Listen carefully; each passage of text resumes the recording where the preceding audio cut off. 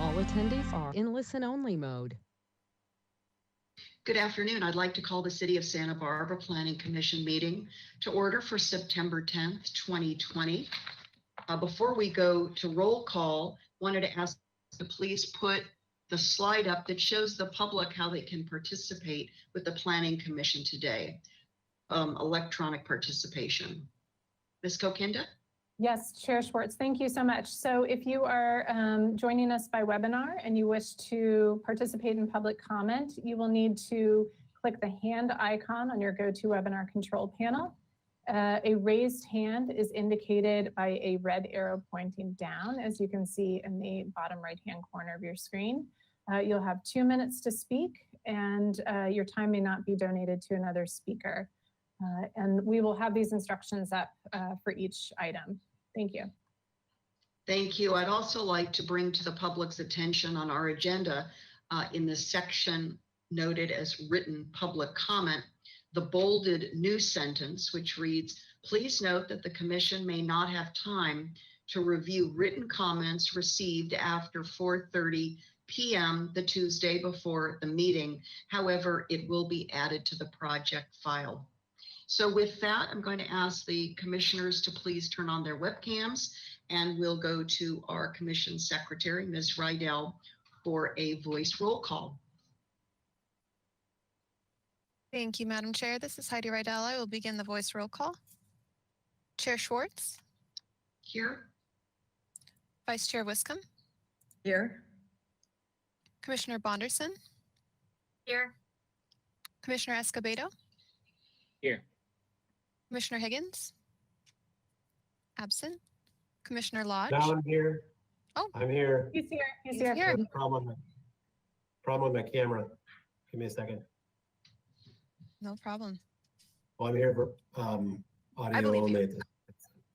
Thank you. Commissioner Lodge, Here. Here. Commissioner Reed, you're here. Here. I promise. All right, everyone is present. Thank you. Thank you, Ms. Rydell. Before we move to preliminary matters and ask Ms. DeBus to come online, wanted to mention that Commissioner Bonderson has had some off and on video camera difficulties, so she may be primarily participating by audio today. So with that, let's go to Ms. DeBus, if you could, and we'll go to our first item under preliminary matters. And that's requests for continuances, withdrawals, postponements, or addition of ex-agenda items. Thank you, Madam Chair. We have none. Do we have any announcements or appeals? We have none. Very good. With that, let's go to a review, consideration, and action on the following draft planning commission minutes and resolutions. And I would ask the commissioners to again, please turn on your webcams for this portion of our hearing. I believe we can take the first two items together unless there are any objections. And that's the August 20th Planning Commission Special Joint Meeting Minutes and a resolution number 007-20 on the Olive Mill Roundabout project. Are there any requests for revisions or edits to the draft documents? I'm just going to wait a moment and see if there are any hands up. Okay, very good. And I don't have any either. So I'll turn to the commission if there's a motion to approve these two documents as drafted. So moved. I'll second. So that's a first by Lodge, a second by Wiscombe. Any discussion on the motion? All right, seeing none. Ms. Rydell, would you please do a voice vote on these two documents? Thank you, Madam Chair. This is Heidi Rydell. I'll begin the voice roll call vote. Commissioner Bonderson, Yes.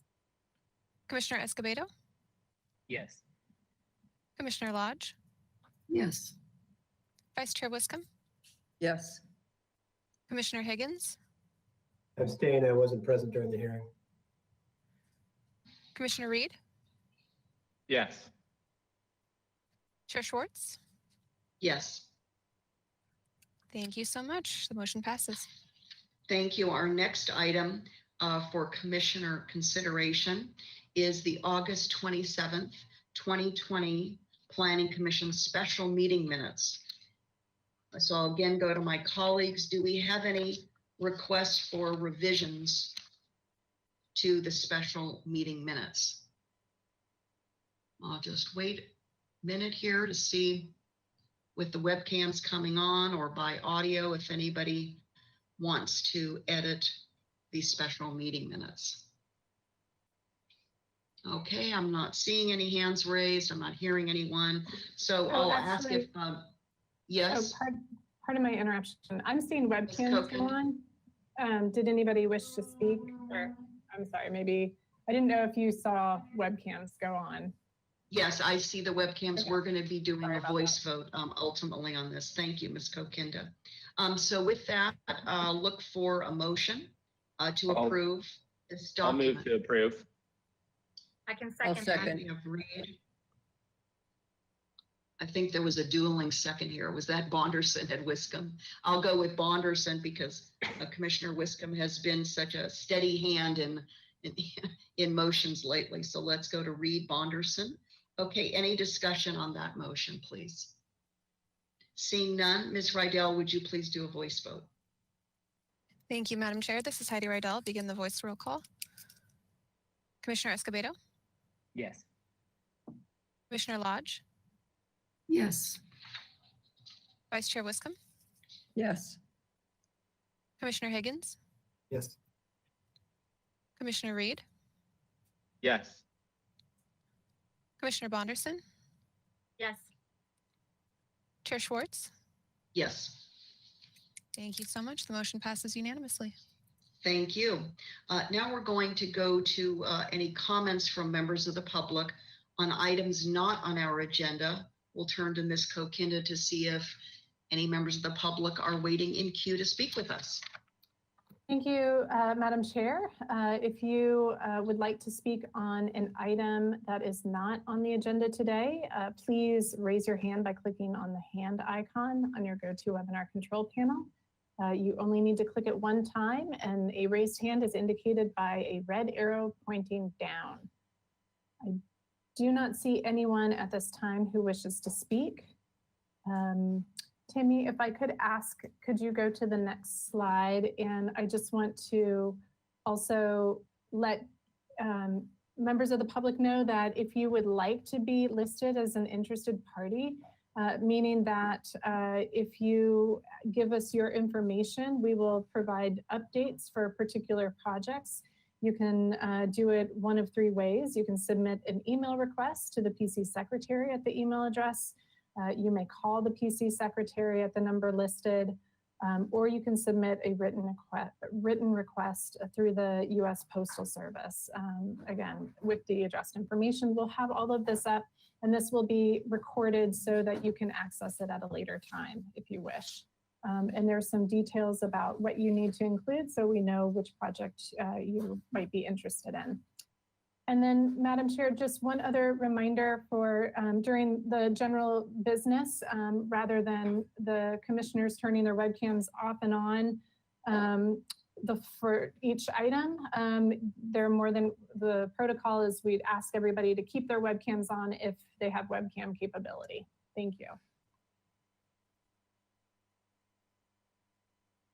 Thank you, Ms. Kokinda. Now we're going to go to our first item, application of Suzanne Elledge Planning and Permitting, owner of 2814 Serena Road. And I believe we're first going to have a staff presentation by Ms. Dostalek. Is that correct? Yes, thank you. Welcome, Mr. Dostalek. Thank you. Good afternoon, Chair Schwartz and Commissioners. I'm Robert Dostalek, Associate Planner with the Community Development Department. And the project today is for a conditional use permit amendment, a lot line adjustment, and 2 lot area modifications for the site located at 2814 Serena Road. And next slide, please. And just to get our bearings, the project site is located at the intersection of Serena Road and Vernon Road in the Upper De La Vina / Upper State Street area of the city. And next slide, please. And so to get into a little background, here you see the project site highlighted in yellow and the adjacent parcel located at 2801 De La Vina Street highlighted in blue. The Serena Road parcel is developed with a single family residence and a commercial parking lot. And the De La Vina property is developed with a building containing commercial tenant spaces. The Serena Road parcel is zoned for residential use, and the De La Vina parcel is zoned for commercial use. Today, the applicant owns both parcels. So going back 50 years or so to 1969, the Serena Road residence and the De La Vina Street building existed in roughly the same configuration that we see today, except the commercial parking lot had not yet been constructed. However, later in 1969, as a stipulation of a lease agreement for a tenant of the De La Vina commercial building was to provide the tenant with 30 parking spaces. And this was at the time the Internal Revenue Service was occupying that space. And as such, a conditional use permit was sought and approved by the Planning Commission to establish a 20-space commercial parking lot on the Serena Road parcel, again in yellow. And at the same time, a modification was approved to allow several of those parking spaces to be located in the front setback adjacent to Vernon Road. However, there is no condition or recorded agreement or other instrument to formally tie the non-residential parking to the adjacent uses. However, the parking lot has been informally associated with the De La Vina Street commercial development since that time. And next slide, please. And so here's the zoning map for the two parcels. The parcels are outlined in dark blue. And as you can see, the shared boundary between the two parcels is also a zone district boundary. The yellow is the single unit residential zone, and the reddish portion is the commercial general zone. And next slide. And similarly here, you can see the corresponding general plan land use designations. The common parcel boundary is also a general plan designation boundary. The yellow being the residential land use and the peach color indicating the commercial land use. And next slide, please. And so here we have an oblique aerial view that, fast forwarding today, this slide shows an oblique aerial of the subject property. And it's an effective visual aid to discuss the project objective, which is rather straightforward. And that is to physically separate the portion of the parcel with the residence from the portion of the parcel with the commercial parking lot. The owner expressed a desire to create a more residential experience for the residents of the residential unit and to clearly tie the commercial parking lot to the commercial uses it serves.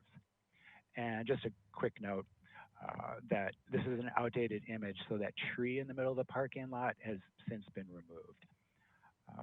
And so as you can see here, currently there is no separation of use between the residence and the commercial parking lot. And the commercial lot parking lot paving comes right up to the residence on two sides, and vehicles are parked within feet of windows of the residence.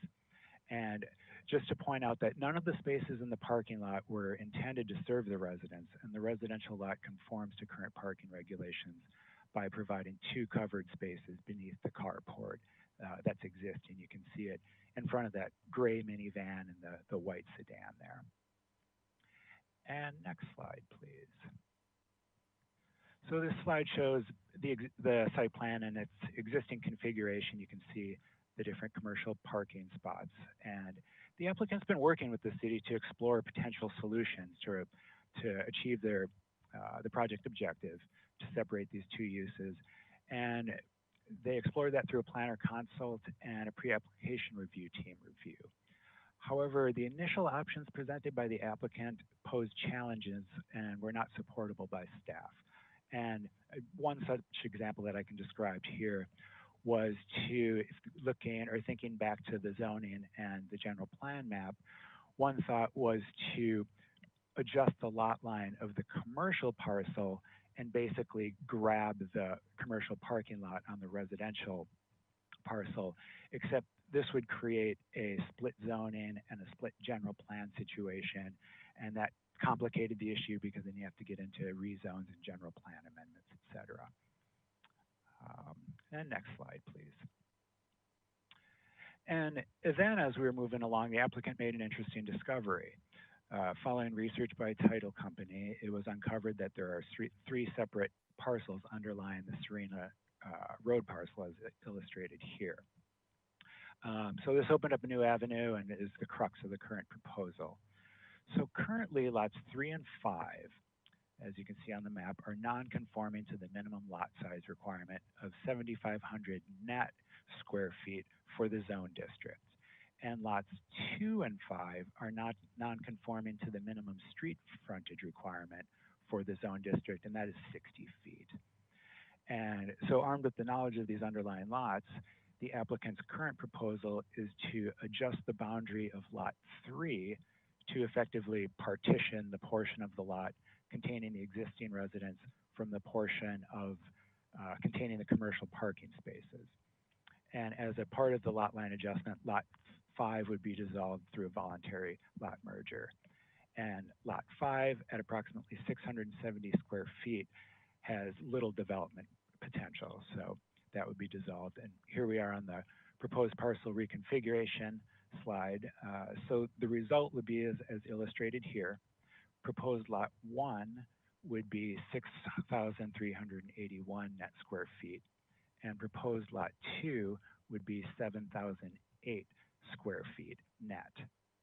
Then, as an element of the CUP amendment, which I'll discuss a little bit more as we move along, the parking lot parcel, which is proposed lot 1, would be tied to the 2801 De La Vina property to formally associate the parking lot to the adjacent commercial development. And also to note, because no site work or building changes are proposed to the adjacent lot at the 2801 De La Vina Street, and due to the fact that the parking lot is not currently tied to the existing commercial development, that parcel is not included as a formal component of the project proposal. And next slide, please. So this site plan is a little bit tricky to read, but I'll touch on it for a moment. So the benefits of the proposal would be that the newly configured parcel boundaries would allow a clear delineation of the open yard area for the residential lot where no open yard was previously identified. And this is illustrated below the footprint of the residence. And the De La Vina site would become more conforming to its current parking requirement by tying the parking lot to that development via an off-site parking agreement. And both new lots would then conform to the 60-foot minimum street frontage requirement. However, although the overall nonconformity on the site would be decreased, the proposed new lot sizes would still not meet the minimum area requirement.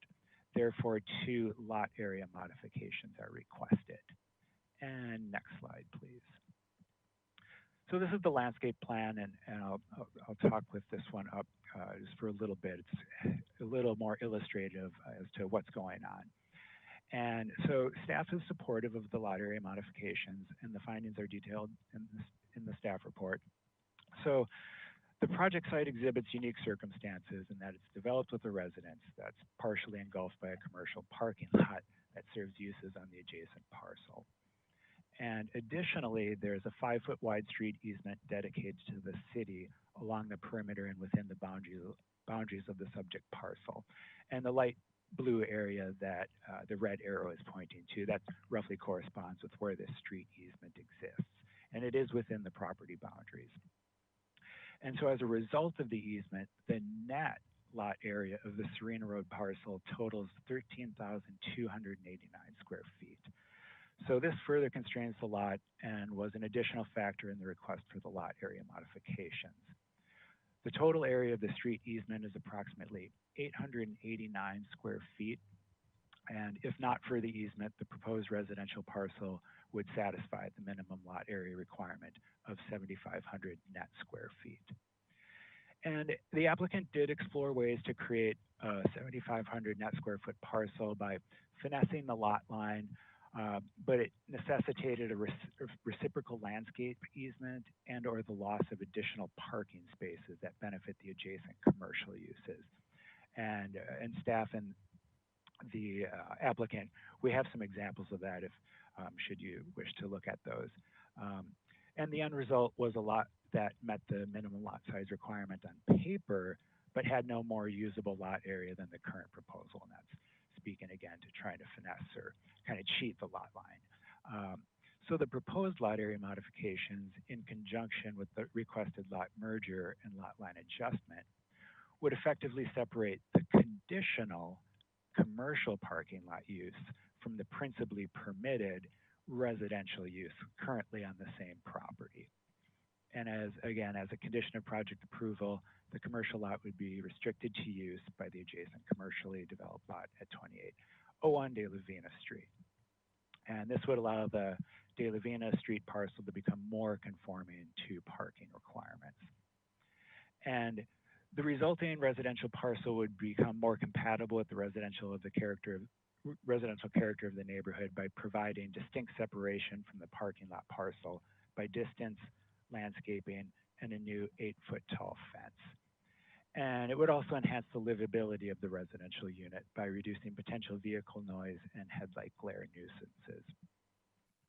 On the other lot, the parking lot would be restriped from 20 to 13 spaces, and landscape improvements would be installed.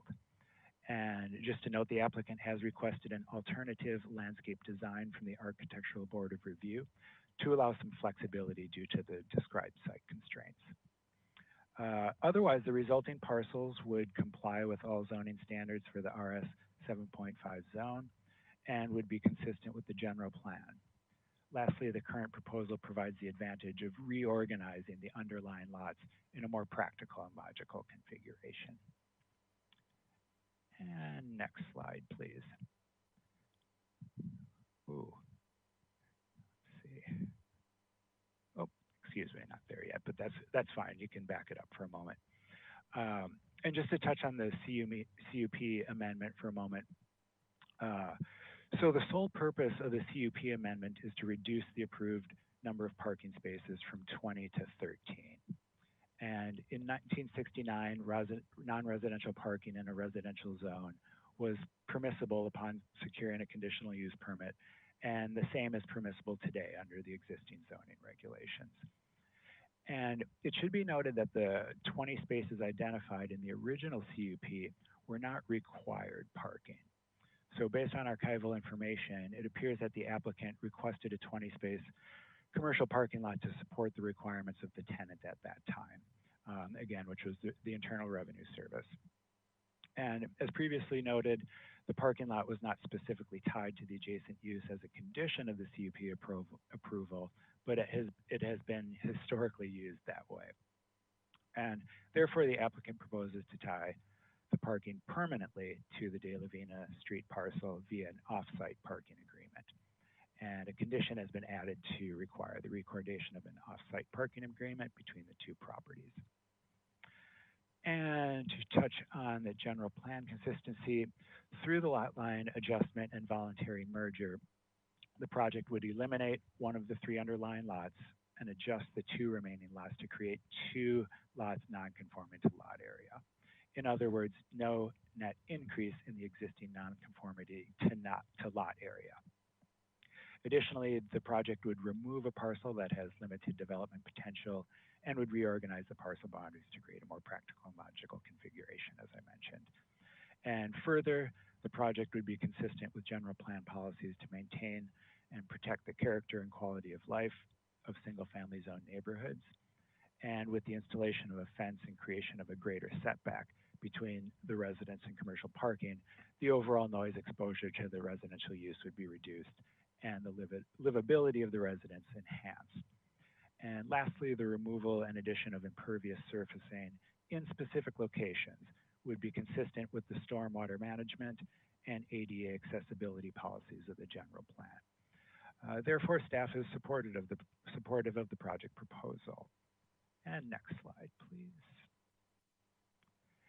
And for environmental review, staff has determined that the project is categorically exempt per CEQA guide from further environmental review pursuant to the California Environmental Quality Act guidelines, section 15305. And this allows minor alterations in land use limitations. And section 15303. Section 15303 allows construction of accessory structures such as fences and hardscape areas. And next slide, please. And for design review, the project was conceptually reviewed by the Architectural Board of Review on April 20th. And at that time, the ABR found that the compatibility analysis criteria have generally been met and continued the project to the Planning Commission with positive comments. And next slide. And so with that, the recommendation to the Planning Commission with the ability to make the findings for each project component is to approve the project, of course, subject to the conditions contained in the staff report. And that concludes staff's presentation, and we're available for questions. Thank you. Thank you, Mr. Dostalek. I'd like to now turn to the applicant team. I think Mr. Welton may be on deck here to provide the presentation, and we'll put a timer up. We're going to just have one speaker take the lead from the applicant team. And then when we come back to the Planning Commission ultimately for questions, if they have questions that they want to direct to a specific member of the applicant team, of course, they can do that. And then after your presentation, Mr. Welton, we're going to see if there are any members of the public who would like to speak on this item. So I'm going to turn it over to you, and then if everyone else would please mute themselves so we don't have any background audio interference, that would be great. And then you can see the timer up on the screen, Mr. Welton, to help you monitor that, and please go ahead. Thank you, Chair Schwartz and members of the commission. My name is Steve Welton. I work for Suzanne Ellis Planning and Permitting Services. We're the agent for the owner and applicant, Steph Wolf, who is in the, I guess, digital audience today. And with me is John Beecham, who is the project architect. I intend to be very brief today. I thought Robert did an excellent job with the staff report and his presentation today. So he covered a lot of what I intended to say already. But I do also want to thank staff for working with to find what we think is a really good solution to achieve our project goals. If you go to the next slide, please, to me. These are on our screen. Robert already covered these in general. They are created a separate parcel for the single-family residents apart from the parking lot, enhance that separation with landscaping and fencing, and of course, preserve as much of that parking for the commercial use as possible. Next slide. You've seen this from your site visit and somewhat from Robert's presentation, but this is the view from Vernon of the existing situation and encapsulates the issue of the parking adjacent to the residence. And the next slide, please. This is in contrast to what you see on Serena, which is a really residential feel. That's what we want to capture for the entire residence with this project. The next slide is just a juxtaposition of those two with the Serena and view on the corner here of the room as well. Moving forward, one more slide. The existing layout here, as Robert mentioned, the commercial use really wraps around on two sides of the residence, creating some problems for in terms of compatibility with commercial and residential uses. And as mentioned, the parking is not specifically dedicated to a commercial use at this point, although it is primarily used by the adjacent property at De La Mina. Next slide, please. Proposed boundary shown here allows the creation of some private open space, some paving, and there for the residential parcel. And on the commercial side, we'll be removing about 600 square feet of paving and replacing it with landscaping, an improved island over there, as we just pointed out, and we'll be dedicating that parking to the adjacent residential or commercial use. Excuse me. Next slide, please. From a visual standpoint, I have to make a correction. I showed a 5-foot landscape strip. That is a 3-foot landscape strip between the two properties being proposed on the south. Some improvements to the islands and landscaping on the perimeter. And of course, for safety reasons, we're going to be trimming that hedge so we have better visibility for persons entering and exiting the parcel from Vernon. Next slide, please. In terms of benefits, as mentioned, we really think this will have a significant improvement for the residents at 2814 and also the neighborhood. It will permanently dedicate parking now, perhaps an error at the time of 1969. And then it will improve the commercial parking lot as well. The landscaping that is proposed, as well as adding an ADA parking spot. And as mentioned, we'll be eliminating a non-conforming lot. And although it's not 7,500 square feet, it does substantially improve the effective size of the residential parcel with this lot line adjustment by providing an opportunity for open space where there's currently parking and commercial uses. So that basically sums up our presentation. We're here, of course, as well to answer any questions from commissioners or anyone else. Thank you. Thank you, Mr. Welton. I think that must be a record time recently for an applicant presentation. So with that, very okay. So with that, if we could ask the two of you to please close your webcams. I'm going to ask Ms. Kokind to see if there are any members of the public who would like to speak on this item. Thank you, Madam Chair. This is Ellen Kokenda, and I was having some video issues earlier, so please interrupt me if you can't see me or hear me. But if you're a member of the public and you wish to comment on this particular item, please raise your hand by clicking on the hand icon on your GoToWebinar control panel. You only need to click the hand one time, and a raised hand is indicated by a red arrow pointing down, as you can see in the bottom right-hand portion of your screen.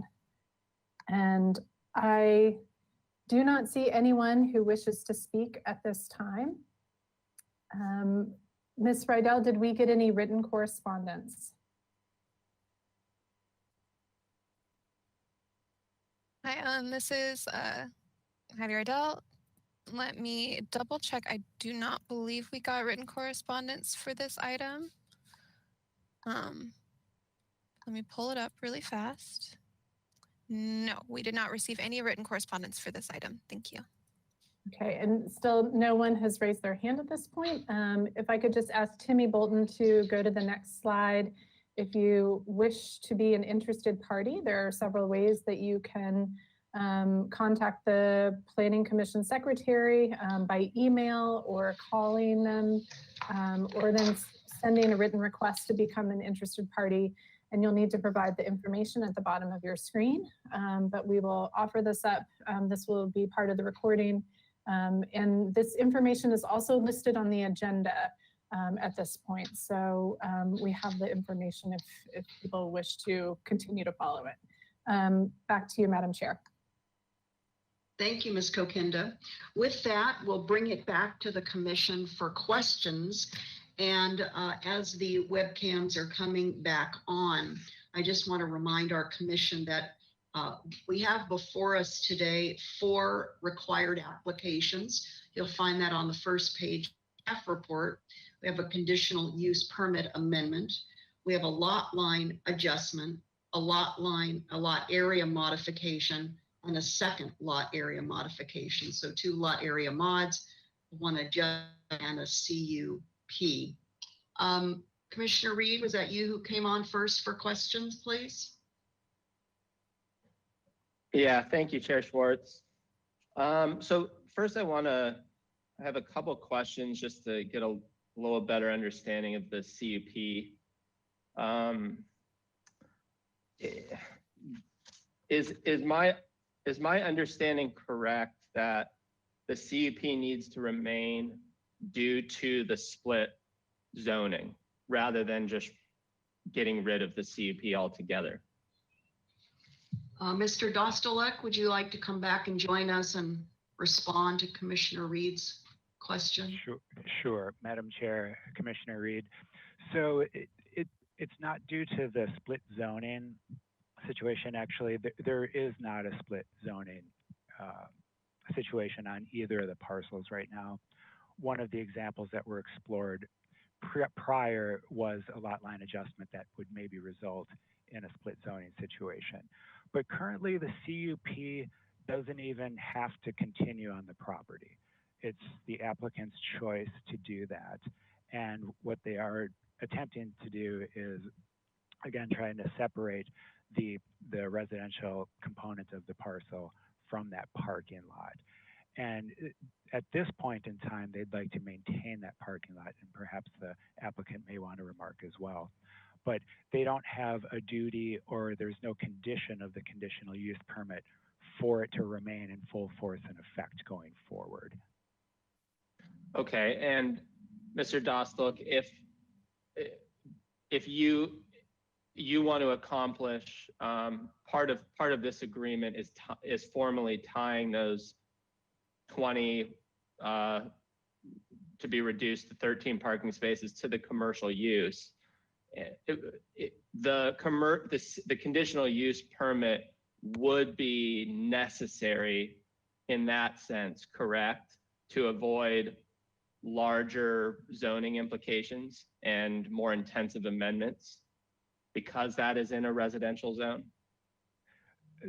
Through the chair, Commissioner Reed, I'm not sure I fully understood your question. Okay, so perhaps you could state it again. So the current parking lot is in a residential zone, correct? Correct.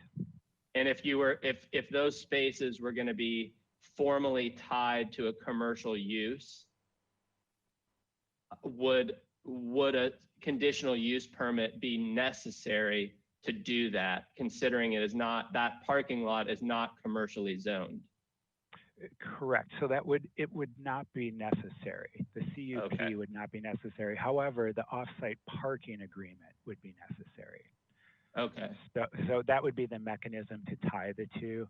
The CUP is existing, and then the proposed off-site parking agreement would tie the two lots together for parking purposes. Chair Schwartz and Commissioner Reed, just to make sure it's abundantly clear, the reason the CUP is required is because that parking lot has a residential zone. So as long as that residential zone remains, a conditional use permit is required for the parking. Okay, that's what I thought. Thank you.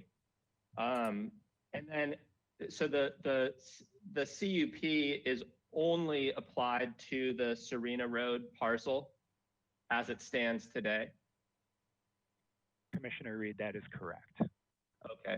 And then if the staff recommendation is approved, would the residential parcel continue to fall under a CUP, or does it fall under that CUP currently? So with the adjustment of the lot lines, it would basically create two separate parcels with new assessor parcel numbers. So it would actually be on a separate parcel. Right now, it's all one and the same on the same parcel, the CUP and the residence. And so with the lot line adjustment and the voluntary lot merger, it would create two separate new parcels. It wouldn't create two new parcels, but it would effectively partition those two uses. And the CUP would only be attached to the parking lot serving the commercial use? You are correct. Okay. Okay, that helps. And then I've just got some questions around parking in general. In page 4 of the staff report, you state that the property archive records are unclear as to the number of required parking spaces for 2801 De La Vina. How can you please explain in a bit more detail how the commercial uses are being parked currently? So currently, with the part that was a little bit hazy in terms of the archival record, there were hints as to what the required or what the on-site parking was at a particular point in time. But right now, the only parking that is serving the commercial use is the on-site parking on that parcel. And so the conditional use permit was the conditional use permit was approved to assist with the parking on that property, but it just wasn't formally tied. Ms. DeBus? Chair Schwartz and Commissioner Reed, additionally, if memory serves, the current parking layout at the property does not match the archive plans. So there's that discrepancy as well. And in addition, many of the parking spaces that are shown on those approved archive plans don't truly function, and they could not be approved today. So how are the commercial uses operating? Are they under a legal non-conforming situation, or how are they legitimized? Through the chair, Commissioner Reed. So currently, that particular parcel would be considered underparked. And so with the proposed application, that would bolster their parking and create a more conforming parking situation for the De La Vina lot. And that would be one of the end results or benefits for that particular parcel. Okay, but my question is how do they have 1 per 250 uses in the commercial building that doesn't provide 33 parking spaces to allow for that use? Chair Schwartz and Commissioner Reed, you are correct. It's a non-conforming situation. Okay. And in what scenario do they lose their legal non-conforming status? Because the commercial, the CG zone is pretty broad. But for example, if I think a movie theater is allowed, or a restaurant, or a hotel, office, etc. If they were to re-tenant the space, would that continue to fall under legal non-conforming, or does that make it conforming and then trigger the necessary parking for that use to be legitimate? Chair Schwartz and Commissioner Reed, as long as the parking rate remains the same as what the allowed uses are, then it would remain non-conforming. By formally tying these new spaces to that property, it will change their non-conforming, because now these additional spaces will be considered part of their parking requirement. So there will be more, but it will still be non-conforming. Okay. And then, so these are my last few questions here. The staff report, let's see, under the findings, I believe this is page 10, number 3. It says that the proposed use and development will not be materially detrimental to surrounding properties or improvements. Additionally, on page 34, I don't think we need to turn to it, the applicant letter in our packet, they state that the adjacent commercial lot in the city, by attaching the parking to 2810 De La Vina, which will provide that dedicated parking, and permanently reducing potential parking impacts in the neighborhood. Similar comments. I'm struggling with those statements, because in all practicality, this does not reduce the parking impacts to the neighborhood. It actually increases them by reducing the number of parking spaces. So if you could just help me through that.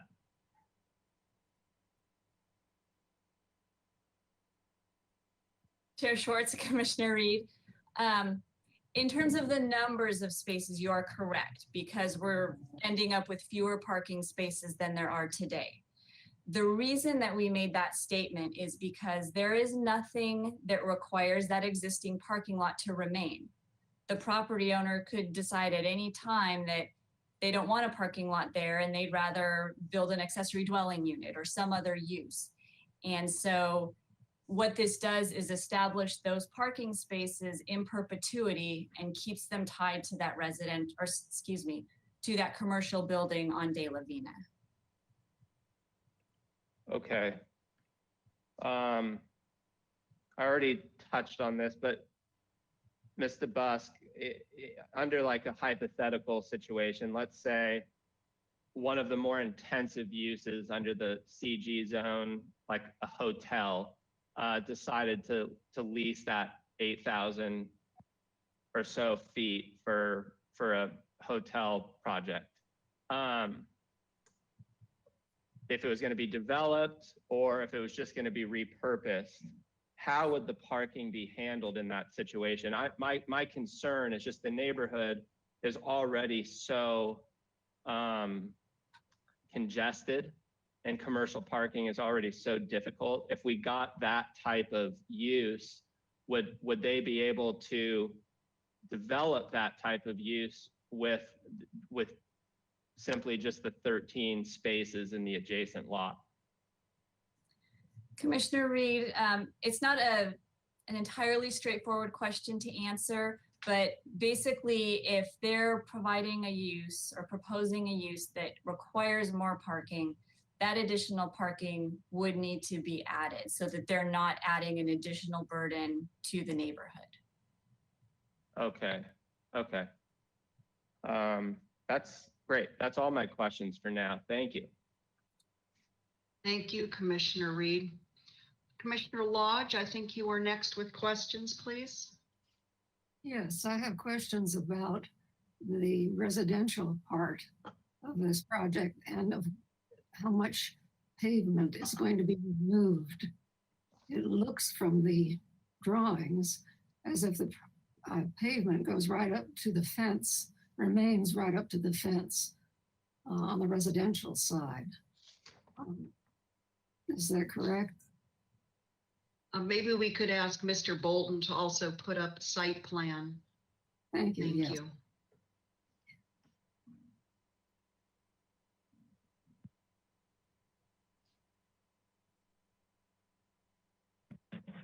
And Perhaps the through the- landscape plan shows it a little more clearly.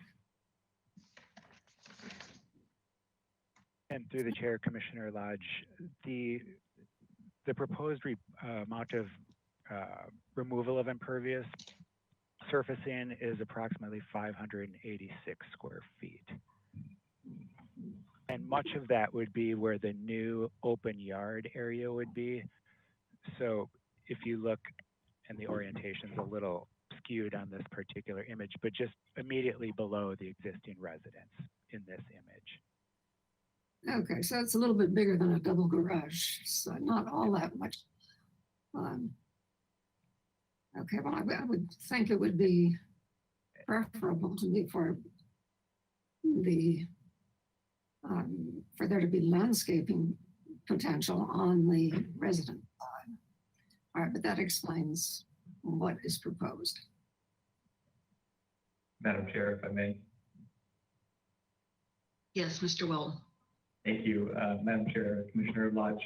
The 586 square feet I mentioned was only on the commercial part of the property where we're removing paving and putting in landscaping. There's potential for up to, I think, John, you said about 1,700 square feet of paving to be removed on the residential parcel, and I think that will happen. Much of it will be removed. I think they may want to retain some hardscaping for various pathways and things like that, but there'll be a substantial reduction in the future on the residential parcel. But in terms of actually making this happen for the parking lot on the commercial side, it's about 600 square feet, but a large amount will be removed on the residential parcel.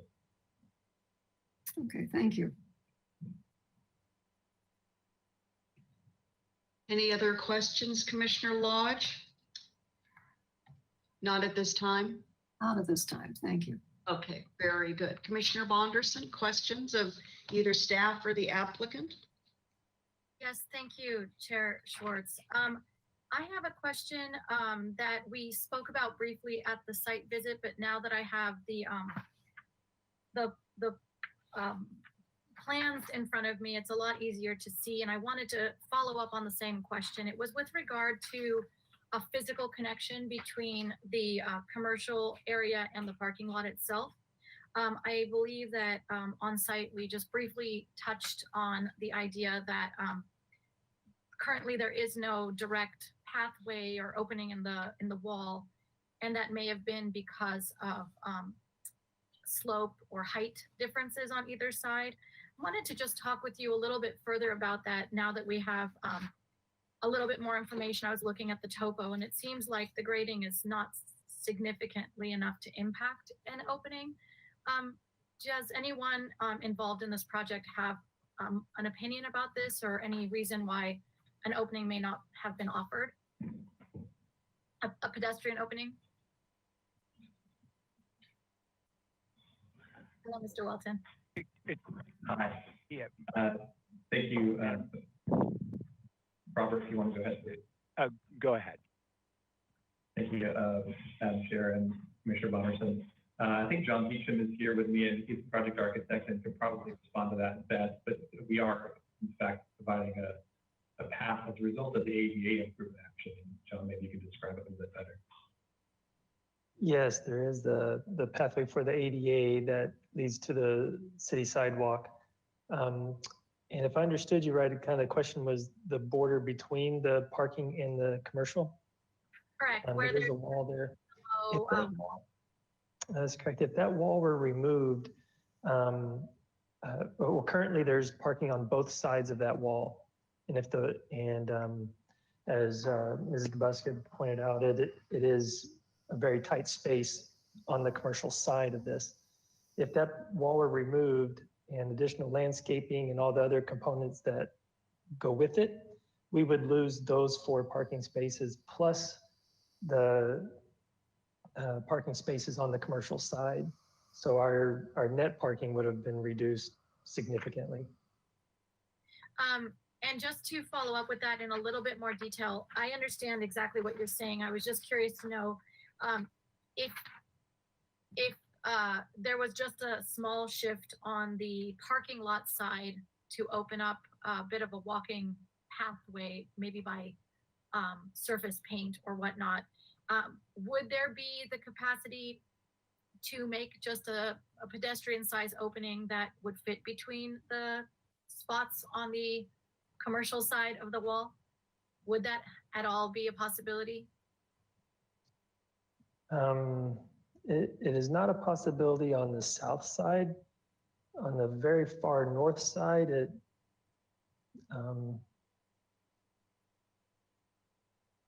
we may be able to make the shallow grade break difference there.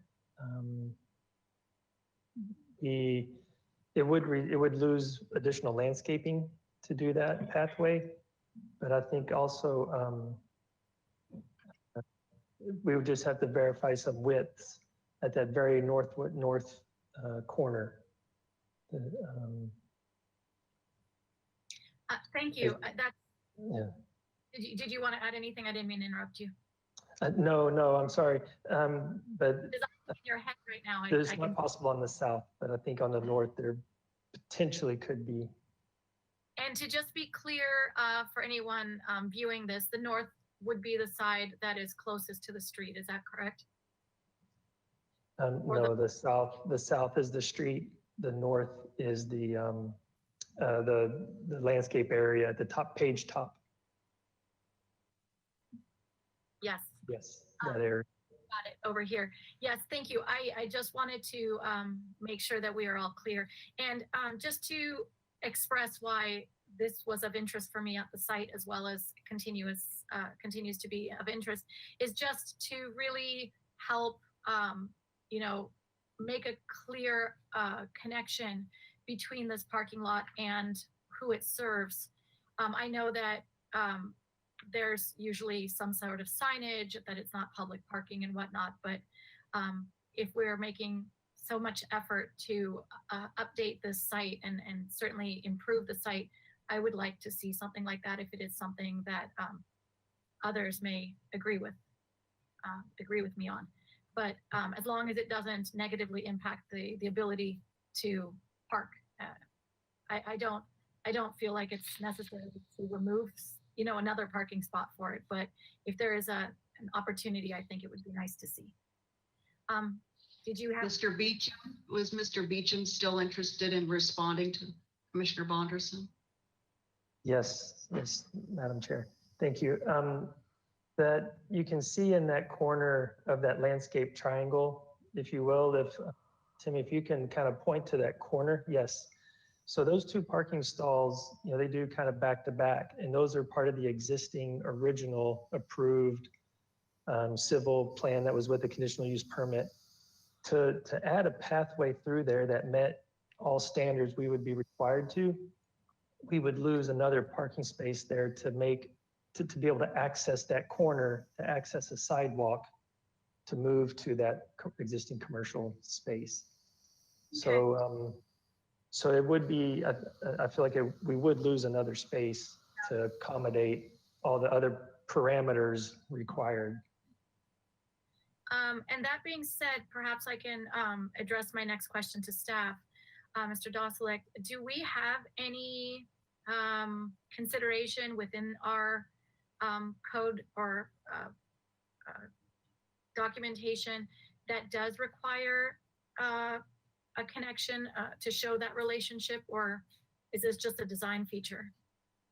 Yeah, Madam Chair, Commissioner Bonderson. So there was not an opening that you're describing as a part of the original approval. And And as Mr. Beecham expressed, it's really tight, and we talked about the wall very early on and how it could maybe be incorporated or not into the design. And one of the problems is that it would chew up at least one parking space. So the main access in terms of pedestrian that we spoke of was related to the ADA accessibility, namely from the accessible parking space and the path of travel. As you can see through that little landscaping buffer where Timmy's got the hand, and then up the sidewalk to the adjacent building. But not a feature that you were describing. And I'm pretty sure that your the team that has designed this probably took into consideration that by making those two spaces that are at the bottom where you're indicating with the ADA spot, making those regular parking spots and gaining two there, could you give one up at the connecting point and make the ADA up there with the connection directly and shorten the path for the ADA travel distance? Yeah, Commissioner Bonderson, I may defer to Mr. Beecham or Mr. Welton as they were working pretty closely with building and safety staff to arrive at roughly the same configuration. Thank you. Appreciate the feedback. Thank you, Madam Chair and Commissioner Bonderson. I think John can answer that we did actually explore other locations for the ADA parking spot, and unfortunately, because of the, as you know, rules for the ADA are pretty strict. It ended up we had a problem with putting the ADA spot on the far right of the slide. It resulted in effectively sticking the parking space out into the drive aisle, which wasn't permitted by building safety staff. So we ended up where we're at right now. And maybe John, if you want to add anything to That is correct. It's kind of the site restraints. That was the only place that this ADA would fit, again, without losing additional spaces somehow. And the impact to the driveway throughout there, it would have necessitated moving that entire drive aisle, which again would lose spaces. Thank you so much. That satisfies my interest. I was just mostly curious to know what kind of exploration was done and how we might be able to accommodate the ADA better with a direct access point. Of course, I think that was clear, and I appreciate your response. It sounds like it was a very constrained site, so appreciate the feedback. Thank you. That concludes my question. Thank you, Commissioner Bonderson. Other commissioner questions, please? I'm gonna just wait for webcams to come on.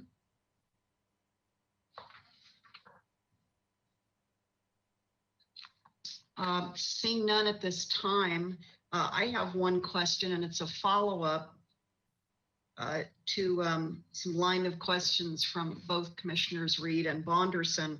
I want to come back to this formal dedication of the non-residential parking lot to the commercial building at 2801 De La Vina.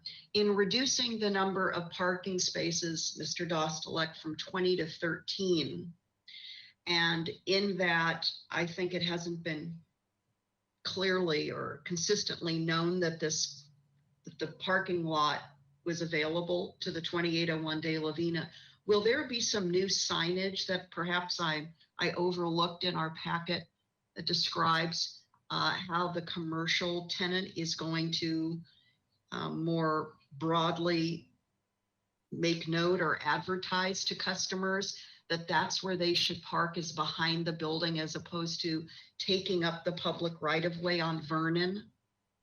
Which, by the way, when we were there at the site visit at 8 a.m. on Tuesday, all but one space was open on that weekday at that time along Vernon. So to Commissioner Reed's point, and we know that it's a highly impacted neighborhood in terms of commercial parking in the residential area, adjacent residential area.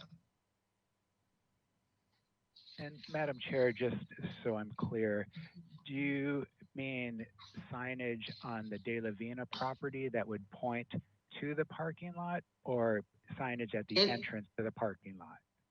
No, not the entrance, because that's already off De La Vina. So for customers traversing De La Vina, going to the business or businesses at 2801 De La Vina, how are they going to know that there's dedicated parking in the back once this project moves forward and is formally, and those spaces are formally dedicated to the commercial uses? Sure, Madam Chair, I'm not aware off the top of my head if that would be a requirement, but if it's not, it certainly would be an option of the property owner to provide some additional identification signs for that purpose. Okay. Mr. Welton, did you have any comment for me on that, to my question? I just think we really want to, we not only want to take advantage of the fact that we're formally reassigning it, but also to help relieve the congestion in the neighboring residential area that has commercial, where commercial customers are parking, Vernon Street, Serena, and others. Thank you, Madam Chair. Yeah, you're right. The lot was empty that morning, although I think probably the current pandemic may be impacting the youth as far as people being inside the office. But we did talk about what you had also mentioned, which was noticing on each of the themselves, and we were kind of putting maybe a generic term like reserved on there, so we make sure that those are set aside for the commercial use and not set aside for a specific use. And I think what we could probably explore is something within the lease agreement or perhaps, as you also suggested, signage on the 2801 De La Vina site that would make it clear where there's appropriate parking, but we honestly haven't had that discussion at this point. I'm going to ask Ms. DeBusk one thing before I turn it back over to my colleagues for comments. I'm not recalling exactly Ms. DeBusk, and also over to Mr. Dostalik on this. Would it be appropriate, and in recent times, have we included anything along the lines of required signage in conditions of approval?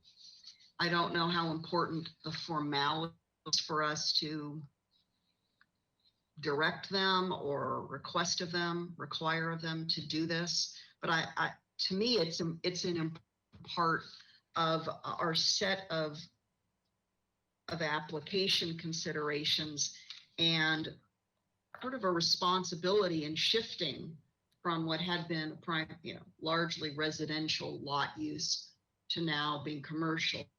What are your thoughts for me, Mr. Busk, on that?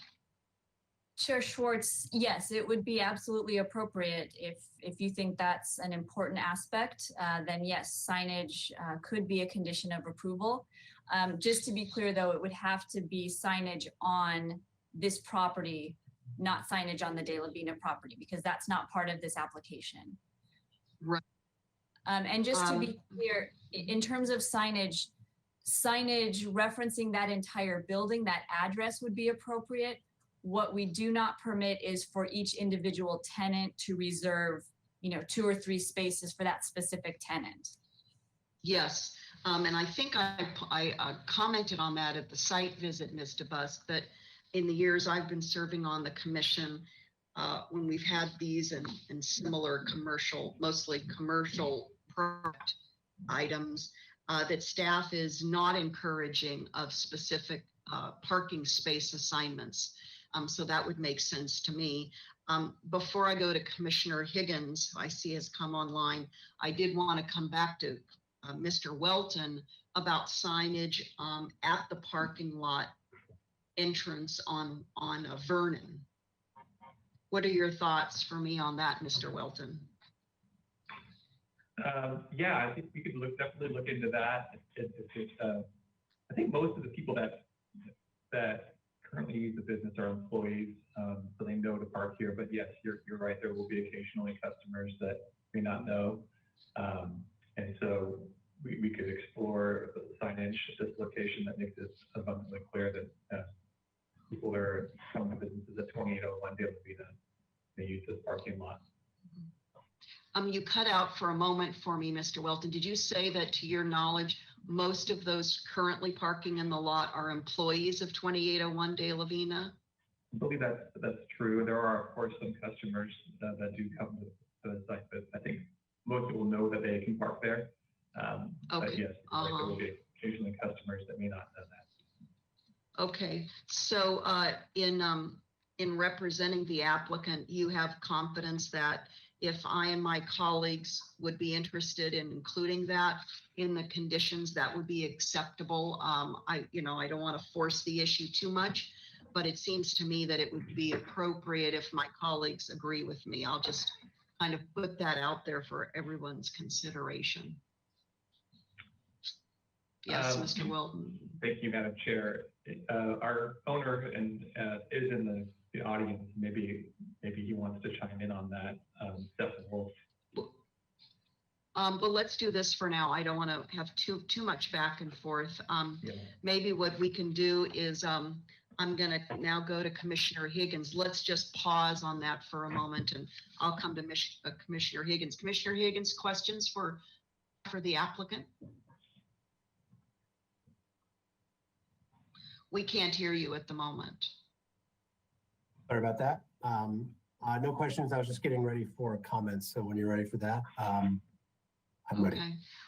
All right. Why don't you just hold on? Let me see if any other commissioners have questions. Either they hadn't turned their webcams on, or maybe they have any follow-on questions. Commissioner Reed, please, and follow-on questions. Yeah, thank you, Chair Schwartz. So this may fall out of our review today, but I was curious. It sounds like there are or were 10 parking spots on the De La Vina parcel. And I'm curious if there was an ability to, if those are already formally tied to the commercial use, and if not, could that also be done in this review? Do we have a map of those spaces you're referring to, Commissioner Reed? I don't believe so. Perhaps the aerial might show them, but I don't think it's very clear. But Commissioner Reed, to answer your question, that parcel is not part of the application. So we cannot make any changes to it or apply any conditions to it. However, whatever spaces were on the approved building set of plans is what they are required to maintain. Okay, understood. Ms. DeBusk, I guess where I'm still struggling is that it isn't included in this proposal, and we are effectively reducing the number of parking spaces when we formally tie those parking spaces to the commercial use. And we're getting further away from the 33 required spaces. That's my hang up. Commissioner Reed, I understand that hang up.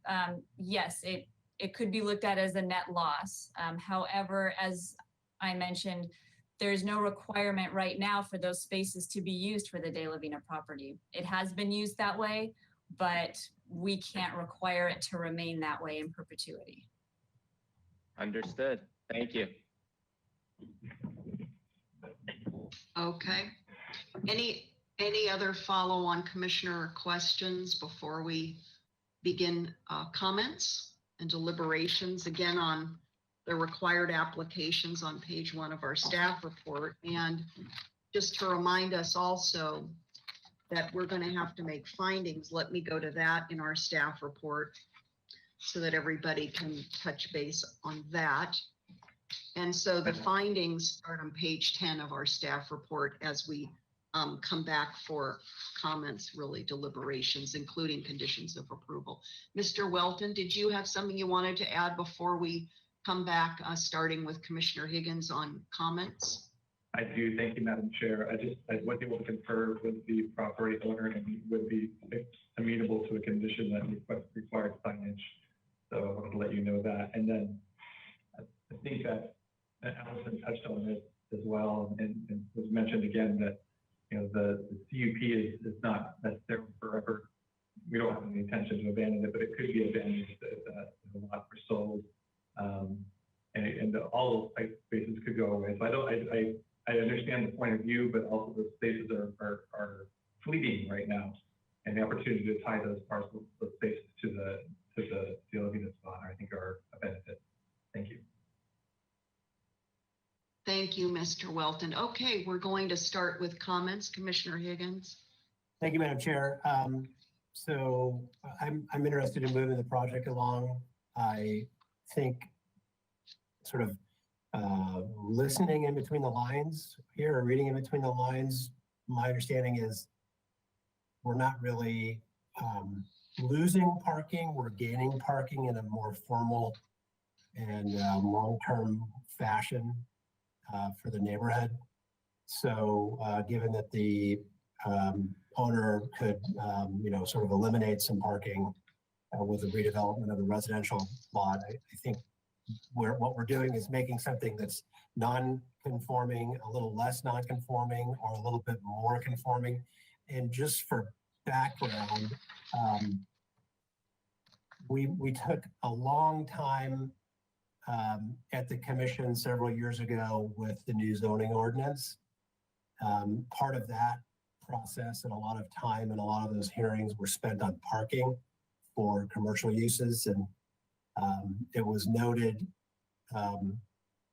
quite a bit in the record that, we have a lot of non-conforming properties in the city still, even though our zoning ordinance is sort of bent around some of those older parcels. And while we can't solve all of the subdividers' ills of the past with the NZO, we're getting a lot closer here in this case by cleaning up some substandard lots in a sort of a wonky agreement between a residential and commercial property. So I'll just note that the parking issue for commercial uses got beat to death in a way that I think revealed that our city has become a little bit more progressive with respect to parking, and commercial uses that don't have parking still survive, and in some cases thrive. So point in fact is State Street and all the pedestrian activity there. So I'm a commissioner that doesn't really like to burden projects with parking, especially when it just isn't warranted or needed, or we've demonstrated already in the last year that our commercial uses can survive and thrive without a surface lot that goes unused for the majority of a 24-hour period. So I'm not hung up on that. I think the applicant has done sort of a yeoman's job in terms of bringing forth a bunch of different ideas, some of which got shot down by staff.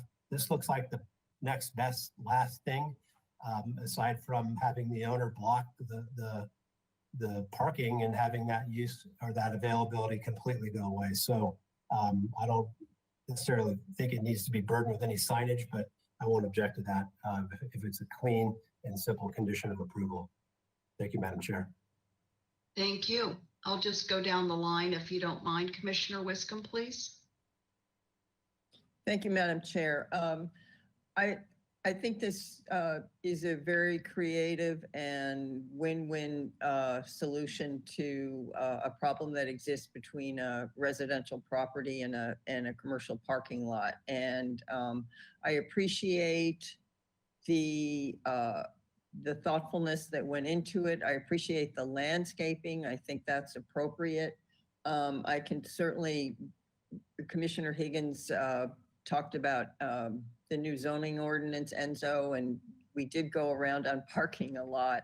And I agree with his comments. I think even though it's a reduction in parking, it's warranted to rectify a situation between the parking lot and the residential unit that again is a win-win for both.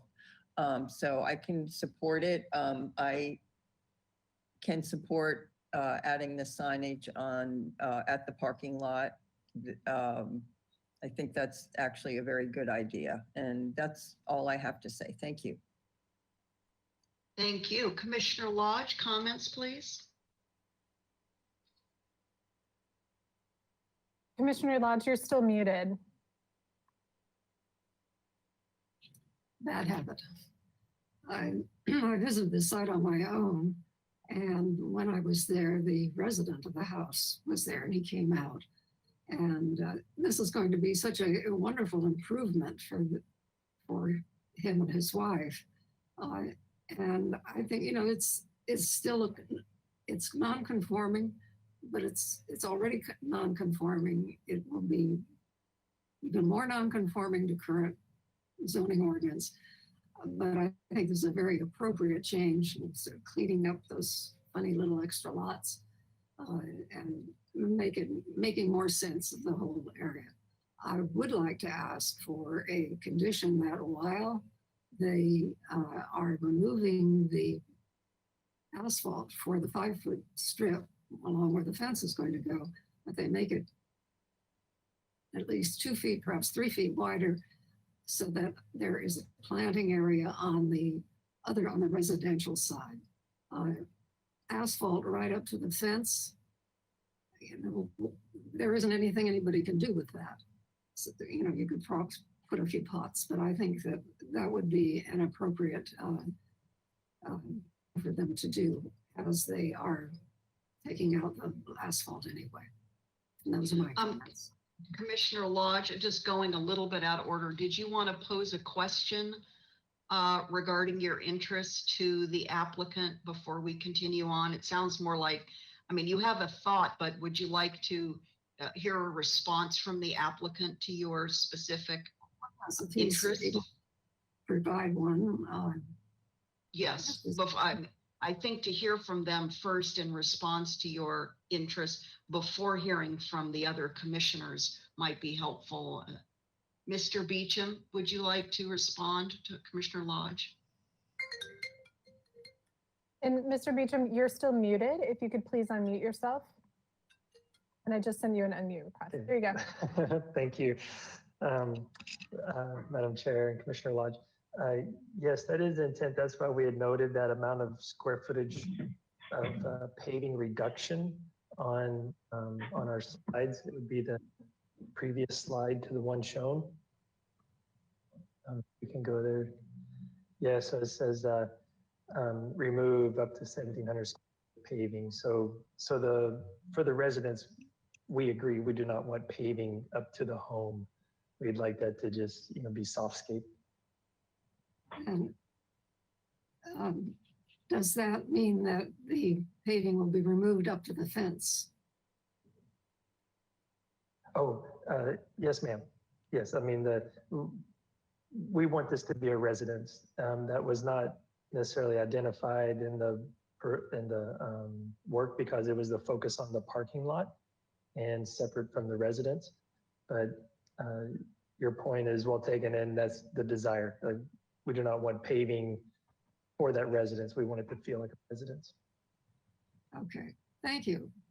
That should make it very nice indeed. Thank you, Commissioner Lodge. Commissioner Escobedo, comments, please. Thank you, Madam Chair. I'll be brief because I agree with pretty much all that's been said. I think this is a huge win for the single family home. It's going to make it much more like a single family home. And then it preserves those spaces in perpetuity and has some cleanup in regard to the lot lines. The landscape plan, I was a big fan. It's going to make it look much nicer. And I can support the sign condition. Thank you, Madam Chair. Thank you. Commissioner Reed, comments? Yeah, so certainly in terms of the lot area modification, I think that certainly allows for a standalone residential parcel that's considerably better than what stands today. That's great for the neighborhood. There are very odd circumstances back to when the CUP was approved. but understanding that nothing was formally dedicated to the commercial use, I do believe that this amendment to the CUP informally dedicating that non-residential parking is an improvement. It's a little bizarre, and I do have future concerns, but it's nothing we can do about it. So overall, it's a great compromise. I know this has been quite a slog for the applicant and staff. So thank you for the work, and I think it's a good outcome. Are you in support of signage at the entrance on Vernon Street to the parking lot? Would you be comfortable with that being incorporated into conditions? I am, and I think I hear what the applicant's representative said about the current use, employee parking, customers knowing where to park, but those uses, as we know, will change. So I think signage is a valuable addition in the context of the future. Thank you. Commissioner Bonderson, comments? Yes, thank you. I would like to keep this simple and say that I'm in agreement with my fellow commissioners. And I really do believe that this is a very, very positive solution with regard to the lot area modification, and it's going to be much better than what is there now. I also want to add that I'm in strong support of the signage. I really was trying to figure out, how to improve the relationship between these two sites, the new parking lot and the existing commercial. And I think the signage is a really good compromise. So I support that.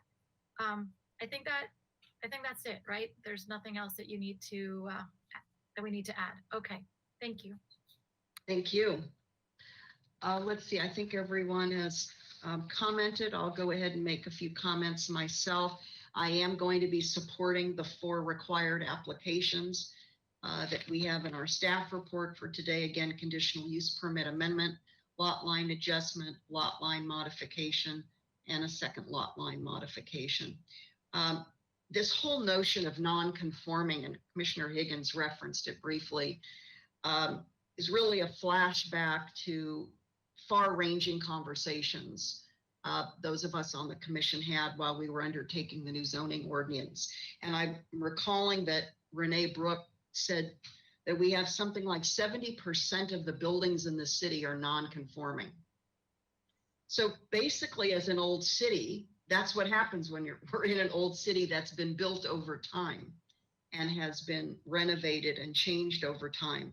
So I'm still just philosophically, not pertaining to this project, but struggling with the concept from a policy perspective of trying to force what we called non-conforming, 70% of the city, into some new mold called conforming, and it's becoming less relevant for me. I just want to put that out there to my colleagues and the community at large. And I'm really trying to look at kind of a larger, logical, rational way of approaching the built environment and uses and community. And so I'll just go now very quickly to what we have before us. I like some of the language that Commissioner Wiscombe used. It's thoughtful. I think this is a creative solution. I'm comfortable with the landscaping plan. I put forward the concept of signage. So with the applicant being amenable, please let's go ahead, and I'm going to ask staff to look at the conditions of approval now while we're closing out for where we would include that in the conditions for signage on Vernon Street at the entrance to the parking lot. And I think it makes, a lot of sense both for the resident on Serena as well as the commercial tenants and that property owner. So we are doing some cleanup. It's a very quirky past, quirky history that these parcels and the property owners have had. So in that sense, I think we're reconfiguring this for uses and kind of legal connectivity in a way that's more rational going forward. Again, I'm not going to say more conforming. It's really just more rational, in my opinion. And I'm glad this has come forward. I think this is the kind of improvement. And I also want to compliment Mr. Dostalek.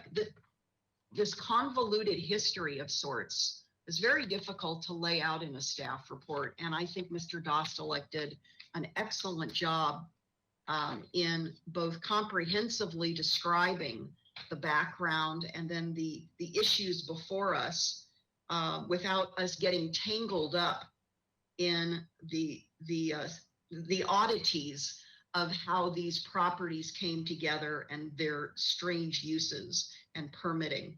So my hat's off to Mr. Dostalek and also Mr. Busk.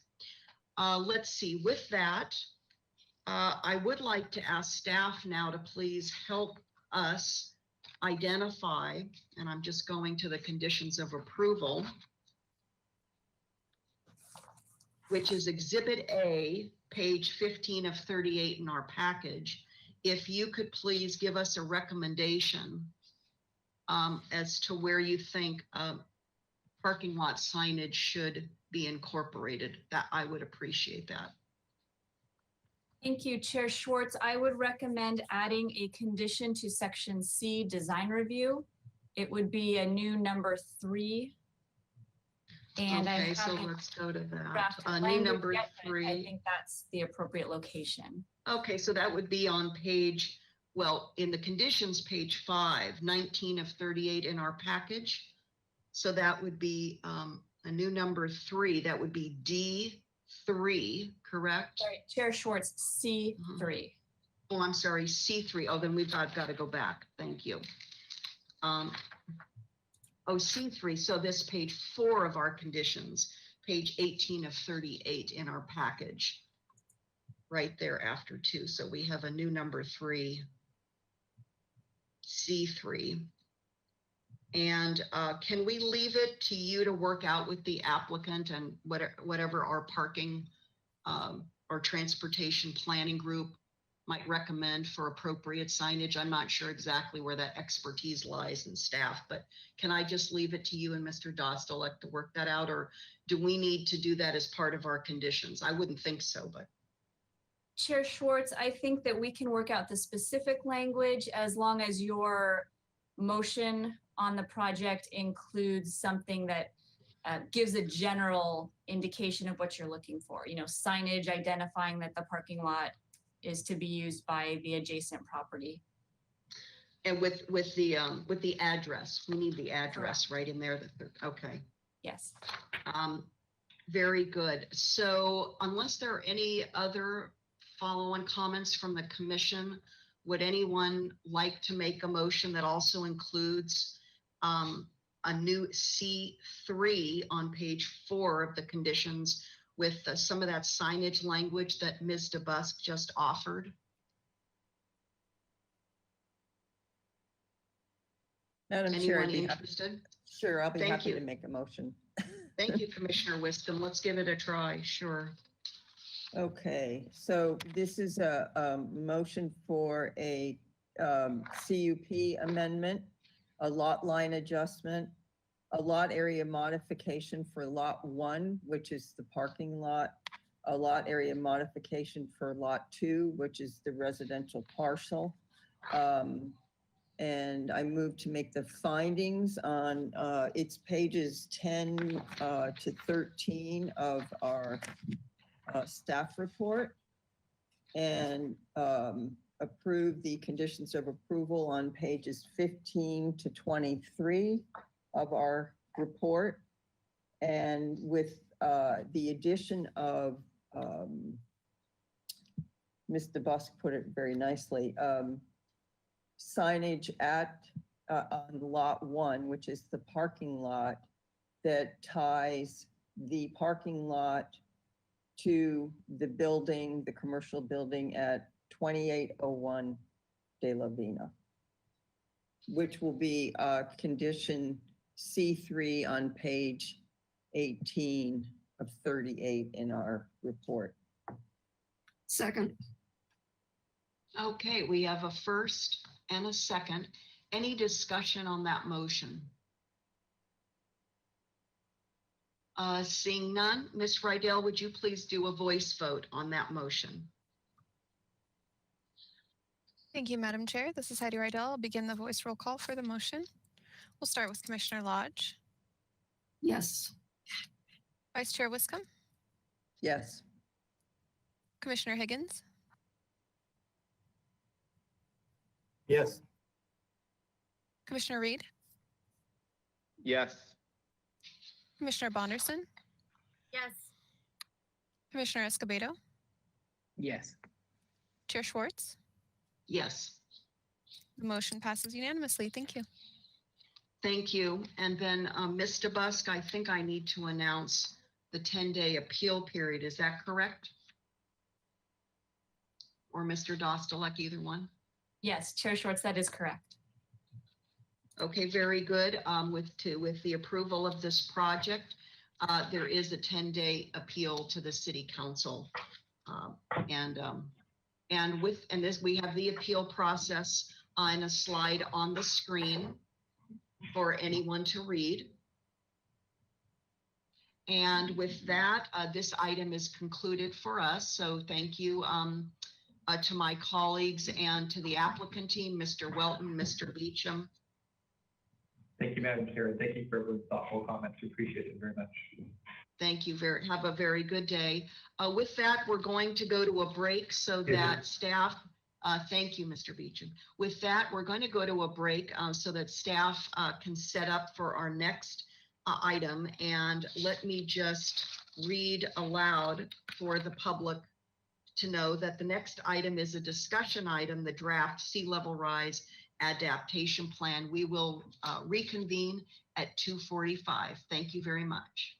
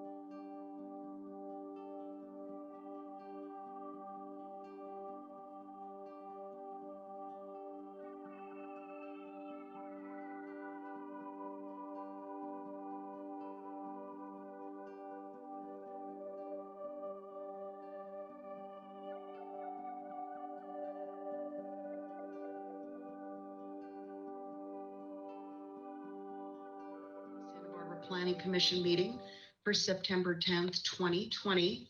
Our next item is a discussion item, draft sea level rise adaptation plan. And today the Planning Commission will receive a presentation by staff, and that's Melissa Hentrick, who you see on the screen. And then the commission will also be providing comments back to staff. And of course, we will also receive any public comment from speakers who would like to participate today. So with that, I think we can go right to you, Ms. Hetrick. Thank you.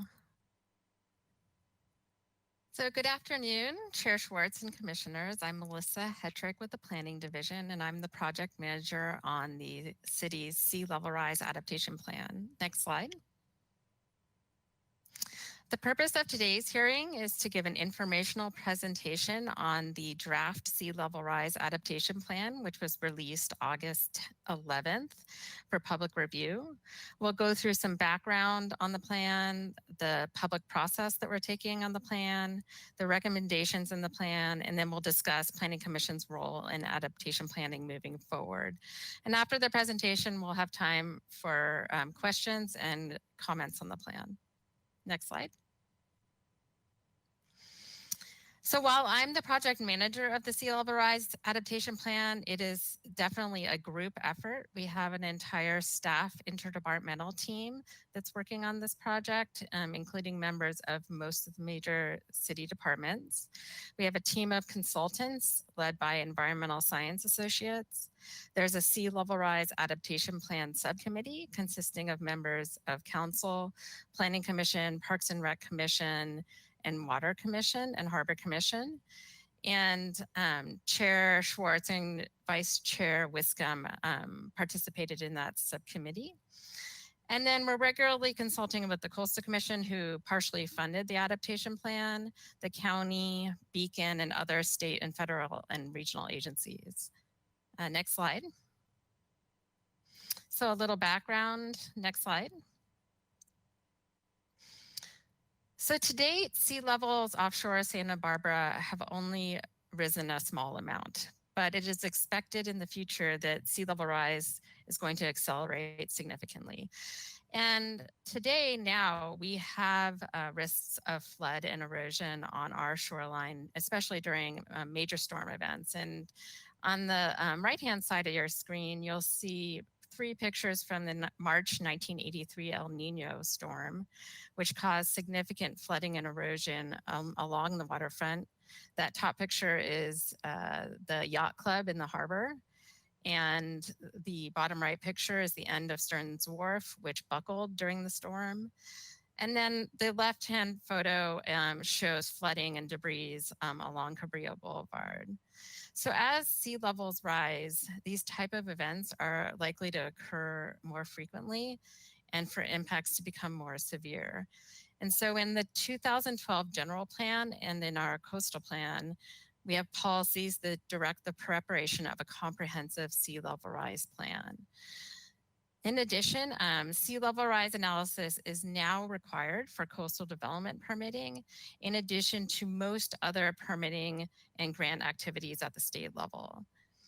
And so, as many of you know, we certified a comprehensive update to our coastal land use plan in 2019.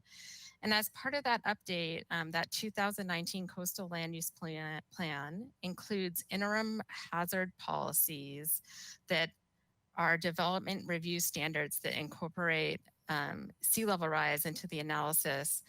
And those policies are interim for coastal development permitting until a comprehensive sea level rise adaptation plan is produced for the city. Next slide.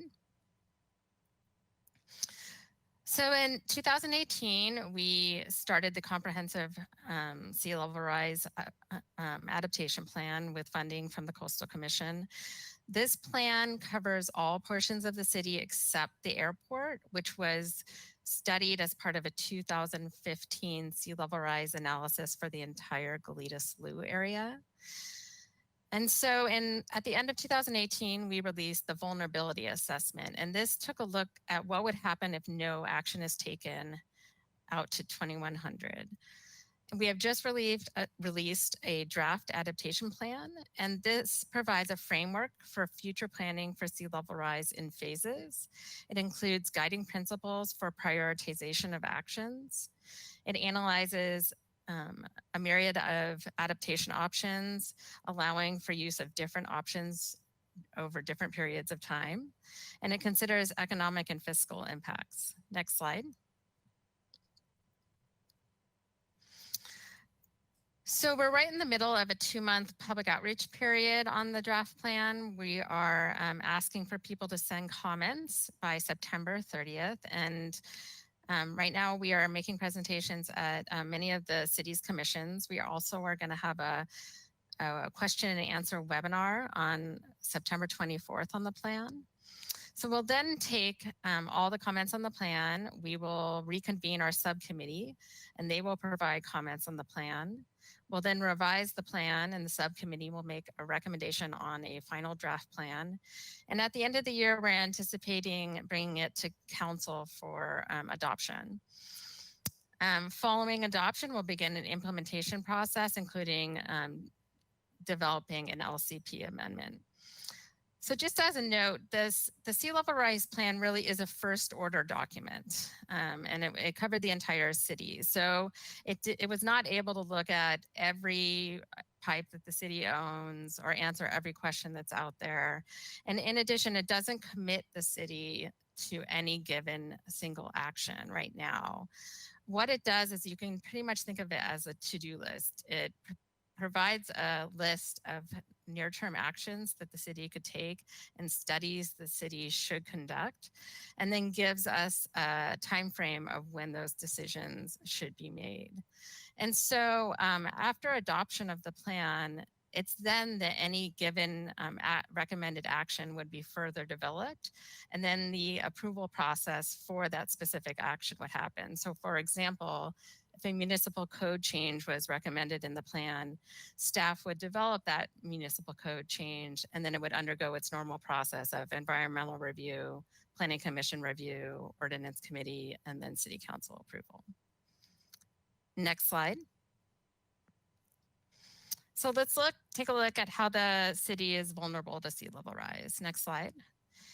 There are a number of factors that affect the rates of sea level rise offshore of Santa Barbara, and they include things like how the Antarctic ice sheet is melting, vertical land motion, thermal expansion of the ocean from global warming, global greenhouse gas emissions, and ocean circulation. So what this means with all these different factors happening, it means that around the world, sea levels are rising at different rates.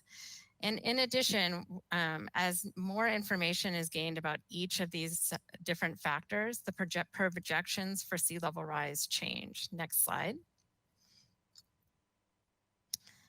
And so what the state of California is doing is that they're convening a technical working group every 5 years that basically takes a look at all the projections offshore of California and recommends which sea level rise projection cities and counties should be planning for.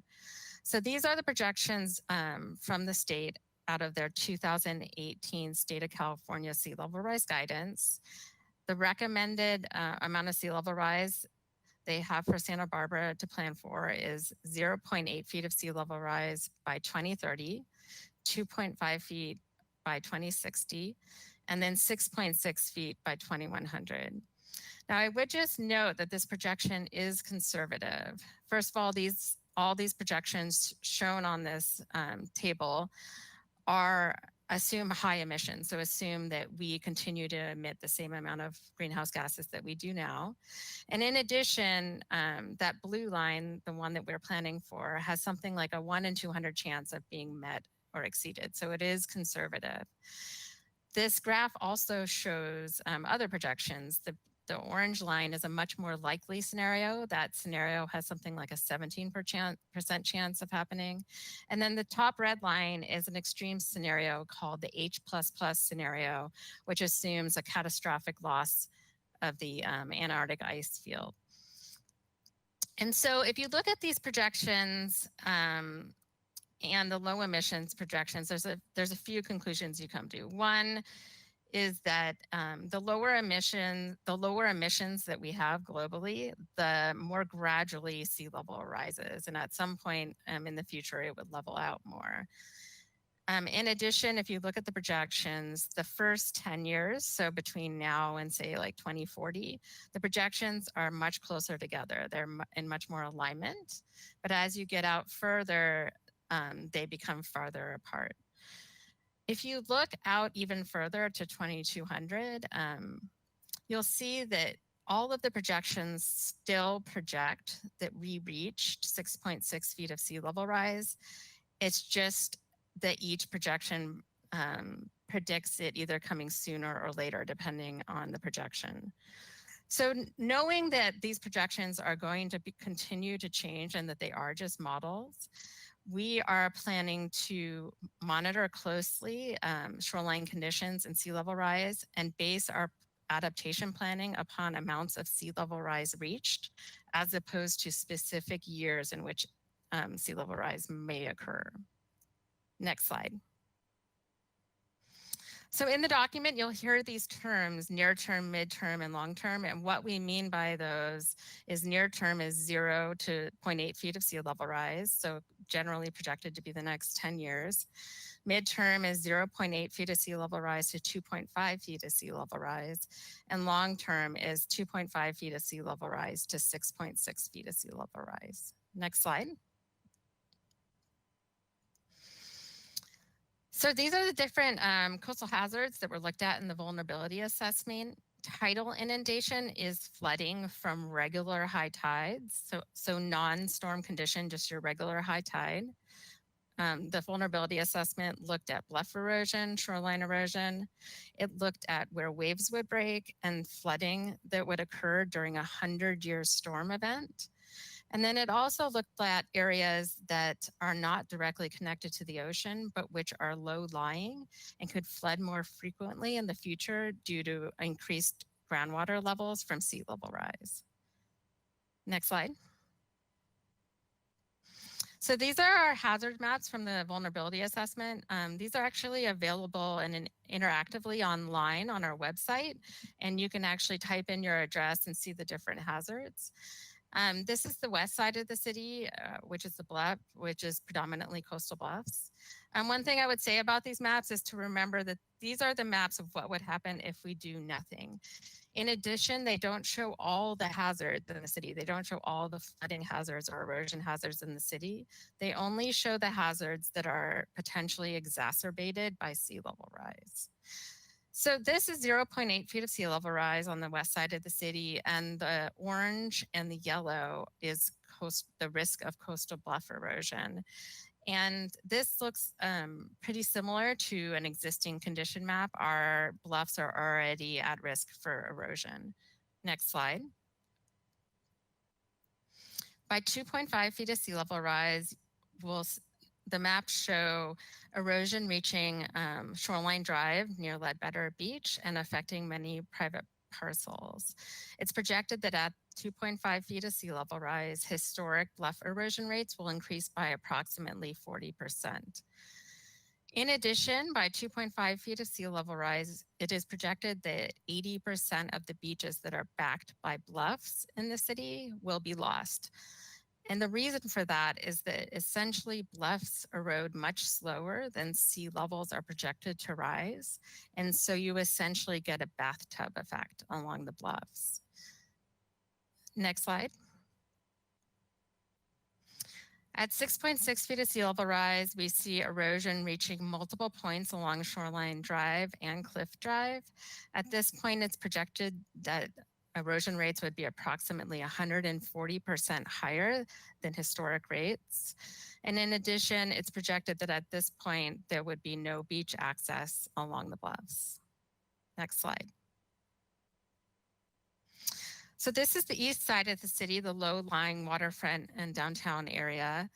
And the beach loss in this area is a lot less, and there's several reasons for that. One is the configuration of the coast in this area, the topography behind the beaches being low, and probably most importantly is the presence of the harbor breakwater. The harbor breakwater causes sand to build up along Ledbetter Beach. It also causes sand to accumulate in the harbor and along West Beach. And we currently dredge that sand and place it on East Beach. So the harbor breakwater not only protects the harbor, but it protects the West Beach neighborhood and helps sand accumulation along this eastern side of the city. So looking at this map, the aqua color is tidal inundation, so flooding from regular high tides. The dark blue colors are waves and flooding during 100-year storm events. And the pink purple color is long-term erosion. So this is very similar to our hazards now on the waterfront. We see damage during coastal storm events now. Next slide. At 2.5 feet of sea level rise, you'll see that the potential impacts from flooding and erosion are still largely south of Cabrillo Boulevard. But the areas south of Cabrillo Boulevard could be potentially significantly impacted, particularly the harbor with tidal inundation and erosion along East Beach. Next slide. So this is 6.6 feet of sea level rise, and at this point we see potential flooding during storm events extending well north of Highway 101. And if you see the blue areas in this map, you might know that this is essentially showing what used to be a previous El Estero that existed prior to the 1920s in the city of Santa Barbara. It was a low-lying wetland. And after the 1929 earthquake, it was filled to create this lower downtown area of Santa Barbara, but it's still very low lying and subject to flooding. And if you looked at our FEMA flood maps now, this area, it already is in the FEMA flood, 100-year flood area. So the difference is with 6.6 feet of sea level rise, that area north of Highway 101 would flood approximately the same depths as currently floods now during high rainfall events. It would just flood much more frequently because it would flood not just during high rainfall events, but also during high wave or coastal storm events. At 6.6 feet of sea level rise south of Highway 101, you also see tidal inundation. That's the aqua color, reaching up all the way to Highway 101 if nothing is done. And in addition, that area south of Highway 101 would experience much more extensive and frequent flooding during storm events. At 6.6 feet of sea level rise, we see flooding of Highway 101 near the bird refuge, and we also see tidal inundation affecting the railroad. Next slide. So I get asked a lot about the wastewater system and El Estero wastewater treatment plant or water resource center. And so I always include a slide about it. The El Estero wastewater treatment plant is actually located on a piece of ground that is relatively higher than the area around it. This is 6.6 feet of sea level rise, you can see. And so in the long term, there are potential issues with flooding at the plant itself.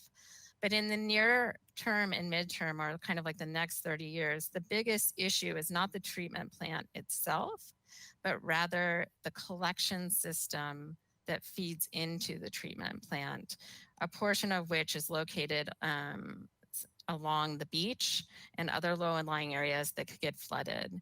And when they get those sewer mains get flooded, it prevents the treatment plant from operating correctly. And so you'll see when we get to the adaptation side of things, there are several near-term measures addressing the collection system. Next slide. So moving on to adaptation. Next slide. So the adaptation plan presents a phased approach to adaptation planning. It it's centered around monitoring of shoreline conditions and then taking actions when certain triggers or thresholds are reached. It has very specific recommendation for near-term actions or actions in the next 10 years. And you'll see in the executive summary that the last table of the plan includes a listing of those actions and prioritizes them. The plan also proposes a structure for decision-making in the mid and long term. After the adaptation plan is approved, it's recommended that the city develop a 5-year implementation plan. And what this would do is essentially take the list of near-term actions, further prioritize them, and scope them with more detail. So identify specific costs, funding, potential funding, timelines, and required resources for those actions, essentially getting them ready to put into the capital improvement program and other city programs. It's also recommended that one of the first steps after adoption of the plan is development of a shoreline monitoring program. And the results of that shoreline monitoring program would in turn inform updates of the 5-year implementation plan. And then it's also recommended that the overall long-term adaptation plan be reevaluated at least every 10 years or when significant new information is developed. Next slide. So if you looked at the cost benefit analysis in the plan, you'll see that the cost of doing nothing out to 6.6 feet of sea level rise is significant. It's something like $4 billion. But the cost of doing everything or protecting everything is also very significant and almost the same amount of money. And so moving forward, it's going to be very important for the city to closely consider the actions it's taking and to prioritize actions. And so in order to assist with prioritization and adaptation planning moving forward, the Sea Level Rise Subcommittee developed what's called guiding principles for adaptation. And those are included in the executive summary that was part of your staff report. And those prioritize in the top category, protection of human life and health and safety. They also prioritize critical facilities, public transportation systems, and public services for basic city functions. But they go beyond those priorities and encourage minimization of impacts to public access, coastal resources, existing development, and the economy. They encourage actions that broadly benefit the community and provide equitable sharing of costs and benefits for different sectors of the community. And there's a number of other principles, things like encouraging adaptation actions that have co-benefits and things like that. So I encourage you to take a look at those. Next slide. So the adaptation plan looks at a number of different types of adaptation strategies. And in general, they generally fit into 3 major categories. Adaptation options that protect development in place through measures such as seawalls, groins, tide gates, and beach nourishment. Accommodation of development in place through measures such as elevation or modification of structures, and retreat through measures such as relocation of structures, and then development limitations or hazard buffers. Next slide. So now I'm going to go through the recommendations from the adaptation plan for different areas of the city. So again, this is the coastal bluffs, and the plan finds that beach nourishment and sand retention structures such as groins and breakwaters would not be effective along the bluff areas. And the reason for that is the high rate of sand transport along the bluff areas.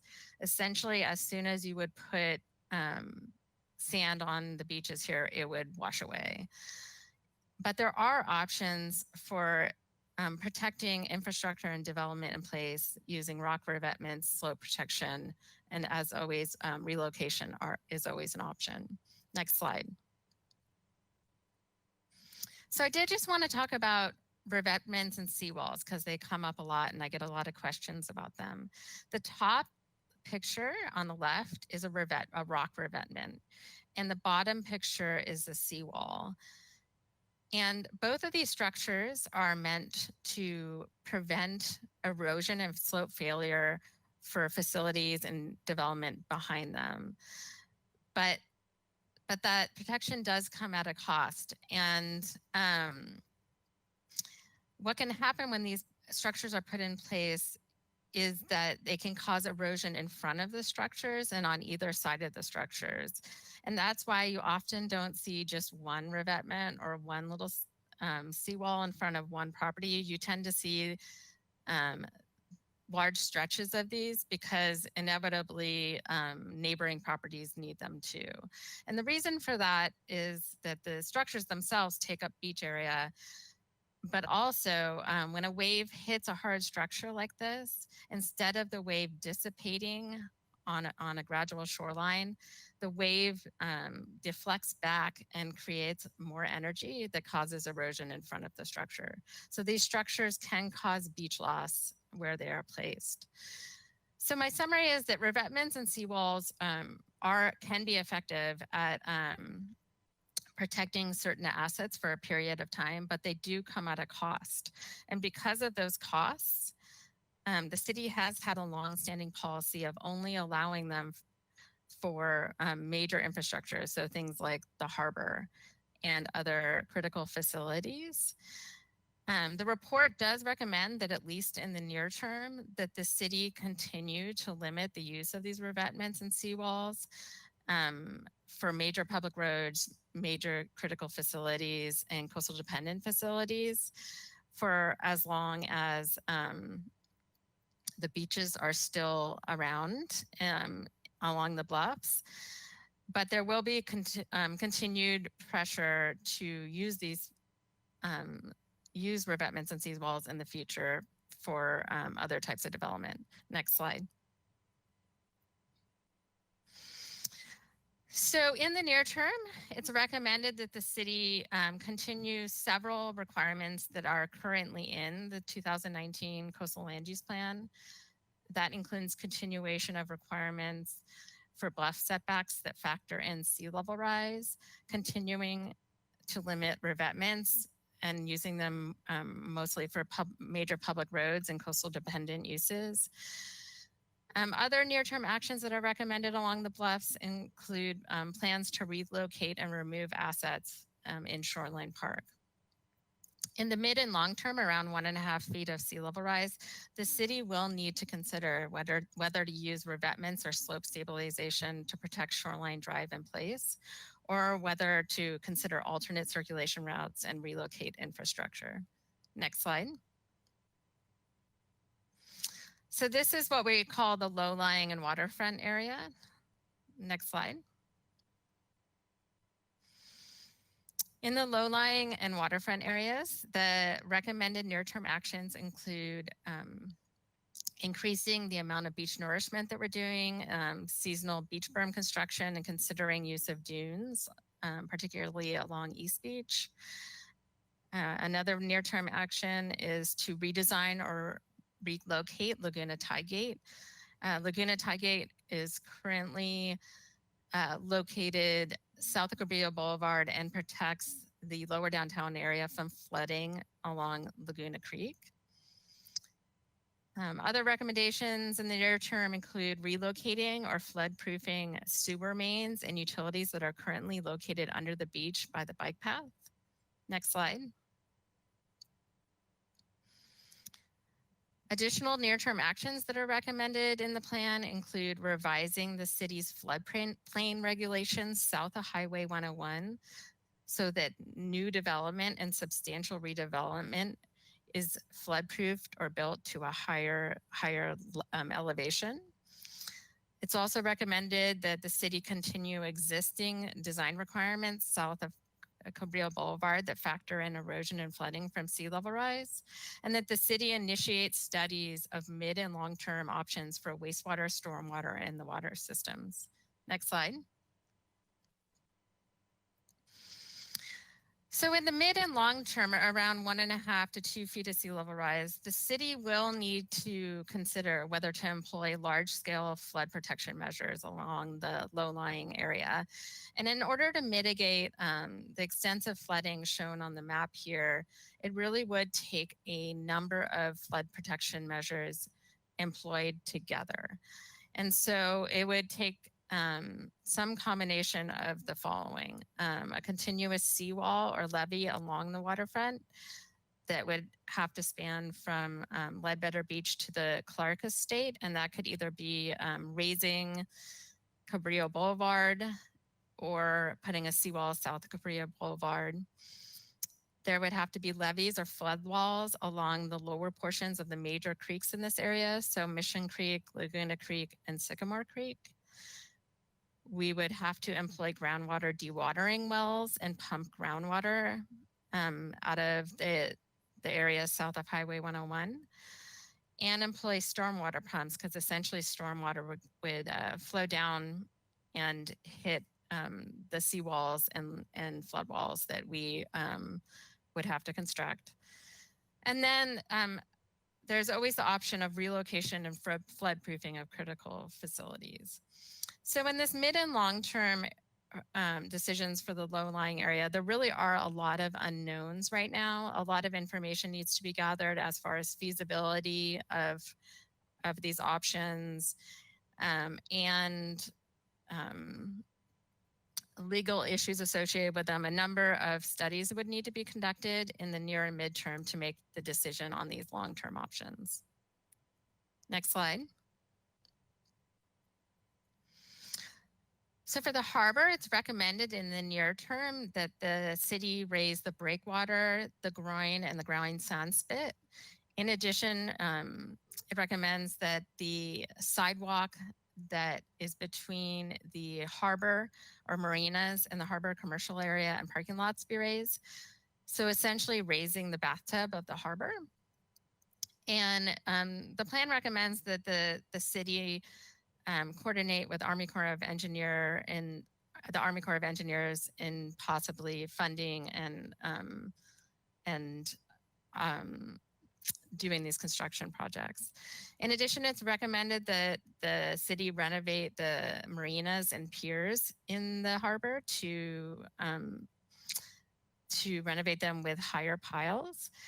And the city consider a seawall for the harbor commercial areas and further flood proofing of harbor buildings. Next slide.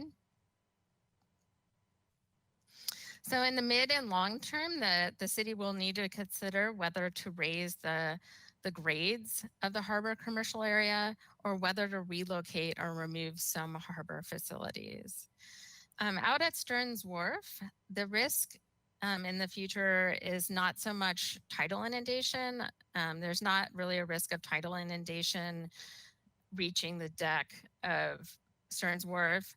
Stearns Wharf now is at risk during extreme storm events from high waves.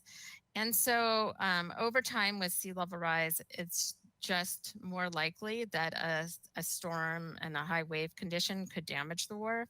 So in the mid and long term, the city will need to make the decision of whether to raise, redesign, or remove Stearns Wharf. Next slide, please. So the report has a number of citywide recommendations. These include development of the shoreline monitoring program, development of the implementation program that I mentioned. It also recommends amending city policies, procedures, and staffing to implement the adaptation plan. It recommends amending our local coastal program, hazard mitigation plan, and other codes and programs to implement the plan. It recommends considering additional hazard disclosures and risk indemnifications in the city's permits and leases. And in addition, it recommends a number of best management practices, including closely coordinating with the regional, state, and federal agencies, additional public engagement, pursuing funding opportunities, and following emerging information on sea level rise. The report also recommends retaining the sea level rise subcommittee and the interdepartmental team. Next slide. So I did just want to touch on what Planning Commission's role could be in initial implementation. And after the sea level rise adaptation plan is approved by council, staff will be developing a local coastal program amendment. And what that will do is take a look at the 2009 Coastal Land Use Plan and update the shoreline hazard screening map in that plan with the new vulnerability assessment information. And also take a look at our interim hazard policies and adjust them as needed. So that would be developed and come through to Planning Commission through the normal LCP amendment process. The Planning Commission could also retain involvement on the Sea Level Rise Subcommittee.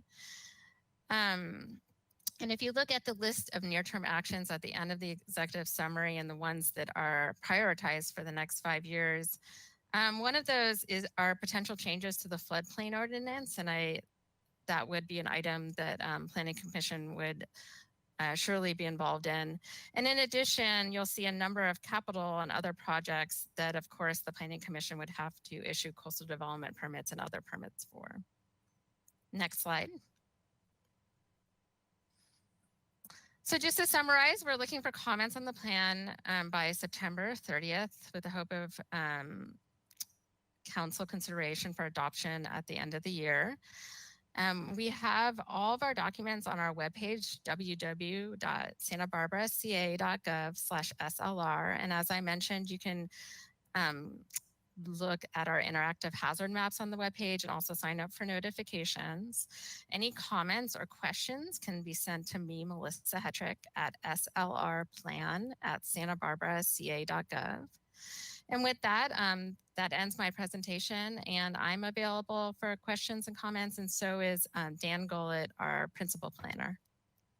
Thank you, Ms. Hetrick. Excellent presentation. Let's do this. Let's first see if there are any members of the public who've been waiting to speak to the commission about this. I don't want to have them hang on any longer than is convenient. Ms. Kokinda, do we have anyone in queue? Thank you, Madam Chair. I would just like to ask those who are joining us by webinar, if you wish to speak on this item, to please raise your hand by clicking on the hand icon on your GoToWebinar control panel, and you'll have 2 minutes to speak.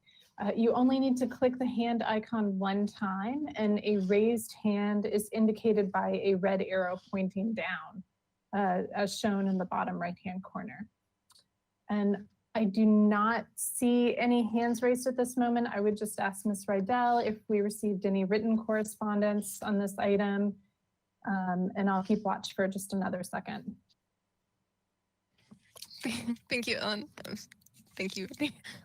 We did not receive any written correspondence on this item. Thank you. And again, we do have some instructions for if you wish to be an interested party, you can add your name to this, you can contact the Planning Commission Secretary by email, by phone, or submit a written request through the U.S. Postal Service, and you can track the process. All right, back to you, Madam Chair. Okay, thank you, Ms. Kokinda. With no public commenters at this time, we'll come back to the commission for questions. And it looks like Commissioner Higgins would like to kick off the question period. Questions for staff. Thank you, Madam Chair. So Ms. Hetrick, could you explain a little bit of the math on the cost of sort of doing nothing versus making the improvements and how that works? Because my assumption or sort of knee-jerk reaction to that is doing nothing is going to cost something, and then we're going to have to relocate everything anyway. So the do nothing is really a do nothing cost plus a relocation cost. It should be way more than the alternative, but maybe you could help me understand that. Yes, Commissioner Higgins, that's a good question. I will just start by saying that there's a lot of assumptions that go into any cost benefit analysis, and it's particularly one of this magnitude where it's citywide and looking at a future condition. And so I think moving forward, when any individual action is considered, like options for Stearns Wharf, let's say, that at that point we will want to do project-specific cost benefit analysis. But as far as the cost benefit analysis that's in the plan now, that did have some major assumptions. So the costs were included things like loss of property, loss of business revenue, but did not consider relocation if needed. And also the costs consider cumulative costs over time. So multiple storm scenarios, and things like that. Also, I would just say that the costs are in 2018 dollars. As far as the benefits are, the cost of adaptation, once again, there's a number of assumptions put in that, and it really depends on what it is that you're protecting and how you're planning to protect it. One of the things that was not considered as far as retreat scenarios or relocation was the cost of placing those structures in a new location, which is a major cost. As you know, there were just too many assumptions that go into something like that. And without having a very specific project in mind, it's really hard to do that. I would say in general, the cost benefit analysis has so many assumptions. I think that its best use is really to understand kind of the magnitude of what we're looking at. And I think the biggest takeaway from the cost benefit analysis is really that there are going to be a lot of costs either way over time, and that the city really is going to need to both be looking for funding from outside sources, federal and state, but also is going to need to set up a process to prioritize actions. So will you or your staff maybe include a little bit more detail about some of those cost assumptions in this either draft report or a final report at some point, or how does that get? So, and where I'm going with that is, in terms of public disclosure or convincing the public or whatever you want to do, some people just are, more oriented, and I would hope that our decision makers and council members, be somewhat oriented on the budget effects of what we're talking about. So it's helpful to have some better budgetary numbers or assumptions in a report at some point. Is the plan to include that, or do you need more guidance in terms of comments first before you start heading in a direction to more formally assess costs? So Commissioner Higgins, the answer is both. So one of the appendices to the plan is this cost benefit analysis. And so that does include the assumptions that and some specific costs on what they assumed adaptation might look like moving forward. But I would say as far as budgeting for the city, aside from staffing to implement the plan, that really it's the next phase of things where we take that list of potential near-term actions and cost them out and look at potential funding sources where we'll get more specific information about potential budgetary implications and an idea of how better to prioritize those actions. Okay, one more question, Madam Chair. A general question.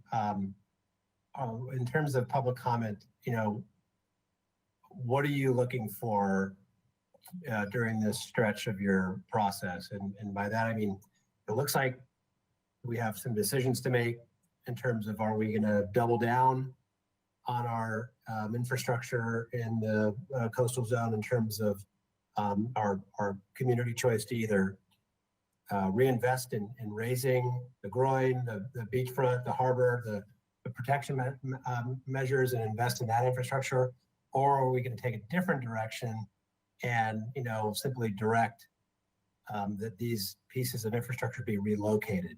Is that the kind of feedback you're looking for? Should we be doing this or that more holistically? Because some of the, as I read some of the action items or potential action items, they seem to be both. Commissioner Higgins, I mean, we are welcoming comment on any aspect of the plan. I think right now we are really focusing in on how are we going to organize our adaptation plan program moving forward? How is it that we're going to phase things? What are we going to base our decisions on? So for instance, basing it on shoreline monitoring, and also the list of near-term actions is really more the focus than making the decisions that need to happen in the mid and long term now.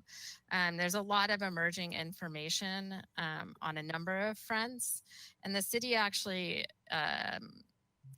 has one advantage in that we have a very public waterfront, and we have some time until a number of parcels are affected. Other cities throughout the world and even along the coast do not have that kind of time and will have to face some of these larger decisions before us. And so a lot of information and legal cases and all that kind of stuff is likely to emerge. And so it really does behoove us to break this into phases.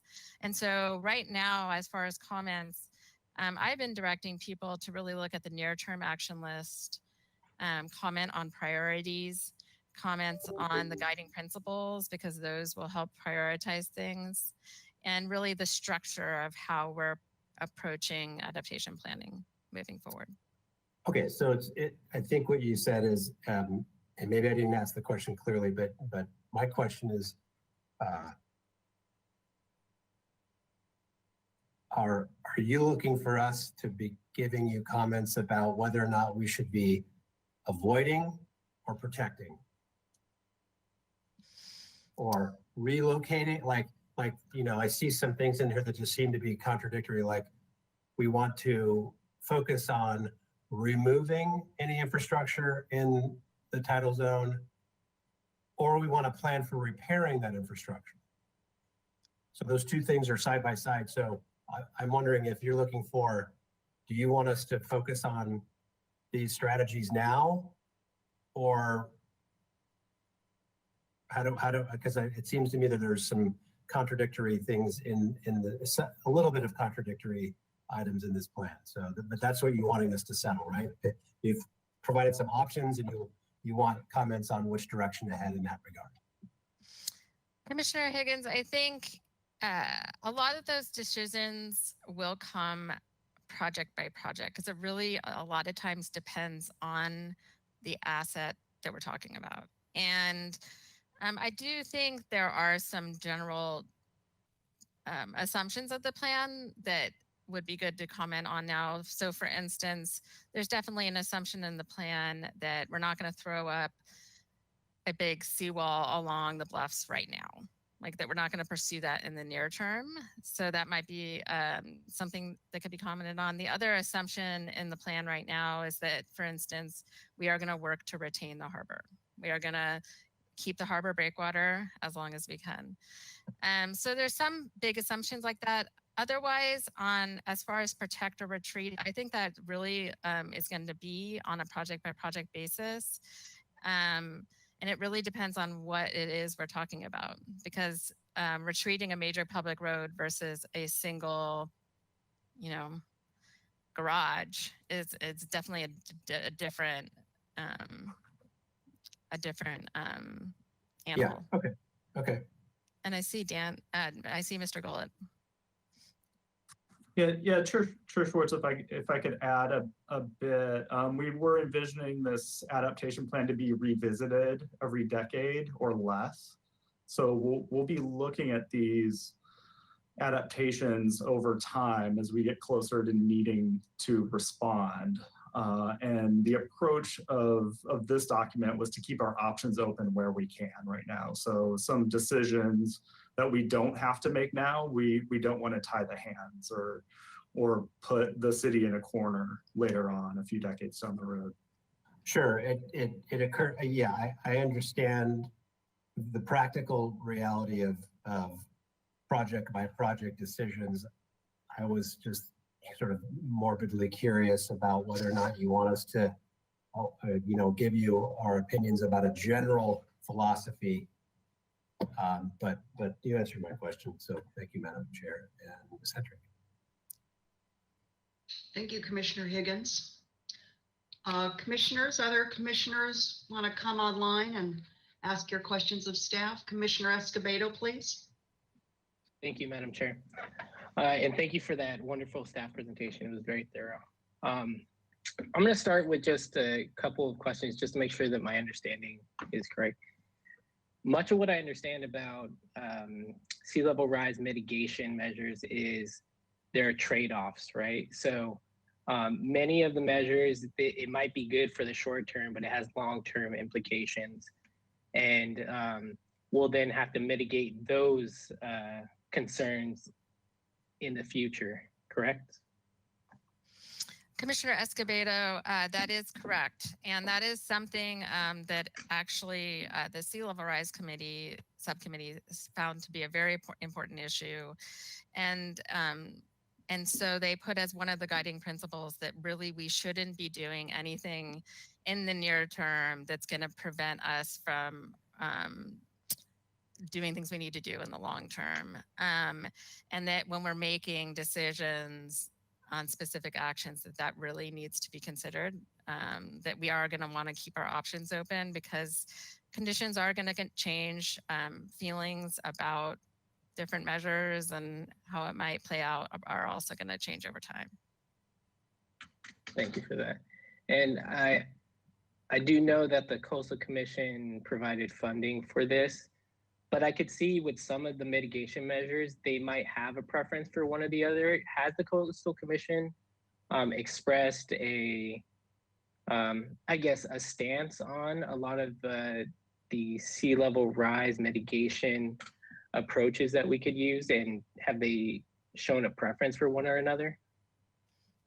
Commissioner Escobedo, they have been very supportive of our plan and all the adaptation options. They recognize that we are an urban city and that as such, it's going to be harder to easily retreat and things like that. That said, the commission does prioritize public access to the beach environment, environmentally sensitive habitats, and lower cost visitor serving uses. And so in their comments, they are definitely supportive of any efforts to relocate backwards, restore environments, anything that keeps beaches for longer periods of time. But I would just say that their thinking about this issue is also evolving over time. And we ourselves have seen their comments evolve over time. So for instance, they have always traditionally been against things like breakwaters and groins along the coast, but are now saying, hey, we'll consider some of these things if it means we can keep the beaches for longer and things like that. So they're definitely bound by the Coastal Act and the tenets of the Coastal Act, but their preferences are evolving over time. That's good to hear. And in regard to, we're not, in my mind, when we're talking about the near-term actions, would it be correct in saying that much of that is fact-finding and setting the framework for future decisions and future actions? Commissioner Escobedo, yes, a number are studies that need to be done, but there are a couple of capital projects, I think key among them being the harbor projects that need to happen sooner than later, and relocation of the major sewer lines under the beach, things like that. But there are, of course, those will have to start with studies as well. So yes, a number are studies. And obviously part of the fact finding is going to be trying to identify every funding source possible. But early in this process, as we're coming up with the draft plan, are there funding mechanisms that currently exist at the state or federal level that might inform some of our choices when we're choosing a mitigation measure? Commissioner Escobedo, yes. One of the factors that will go into prioritization of the near-term actions is funding opportunities. And right now, FEMA does have hazard mitigation grants that really focus mostly on existing risk, but a lot of our existing risks are things that will be exacerbated with sea level rise. So there is a nexus there for funding. And the state is funding resiliency projects. A lot of the funding is focusing on natural solutions. And so we have made the comment to them that funding for infrastructure and other solutions is going to be needed. So we are keeping our eye on those funding options. So when talking about those natural solutions, because that's something I'm particularly interested in, and I do understand that there's going to need to be capital infrastructure improvements, but to this point, and maybe it's too early in the process to start identifying case studies, because I think that's one of the near-term actions is identifying case studies, monitoring them over time. Have we begun to maybe at least make note of some natural mitigation measures that are happening, especially on the California coast? Commissioner Escobedo, yes. And we ourselves are potentially looking at things like dunes, additional beach management. And also I would throw it out there that in the near-term list are a number of projects that would be considered retreat. So for instance, moving utility lines outside of the beach, that prevents, that is done so you don't have to put a seawall up, right? And so projects like that actually will qualify for a lot of the funding that's out there for natural approaches to adaptation, because they understand that we need our infrastructure. It just might need to be moved and things like that. So we are definitely keeping an eye on a number of pilot projects that are going on, especially with dune management and sand management and relocation. And what about offshore? One of the, I believe the guiding principles was we have a preference for measures that have multiple benefits. So things that come to mind are oyster reefs, or even what is called 3D ocean farming just off the coast, which provide storm surge protection, but also is kind of like a carbon sink and helps filter the water offshore. Is that something that would work on our shore, thinking next to the harbor and that sort of area, or is just because we kind of have a unique coastline? So Commissioner Escobedo, the initial analysis from this report was that structures like groins, breakwaters, and offshore reefs could be a potential use, say like near Hendry's Beach or offshore of East Beach. They are hard to get permitted right now. And the other consideration is how much, given the harbor breakwater now, they would actually benefit that area given their cost. The other thing that we are tracking is offshore reefs, as you've mentioned. It's a popular topic, and a couple of the considerations that we have had is that offshore reefs provide protection from waves, but during big storm events, they don't prevent erosion or tidal inundation. And if you look at our lower lying area in the long term, the real big issue is the tidal inundation and the large scale flooding. And with offshore reefs, because they don't extend above the water, they are not as effective at mitigating those problems. In addition, with offshore reefs, in order to be effectively mitigating risk over time with sea level rise, you would have to continually raise them, if that makes sense, because they're underwater. And so it's not that we've discounted them. In fact, they're among the adaptation options that we are following and considering. It's just that they aren't rising right now to a high priority list for us to do, like, say, a pilot project or something like that in the near term, because they aren't as key for our future decisions. but something like that could be a part of a solution, just it wouldn't be the entire solution. Am I understanding that correctly? Yes, Commissioner Escobedo, that's correct. Okay.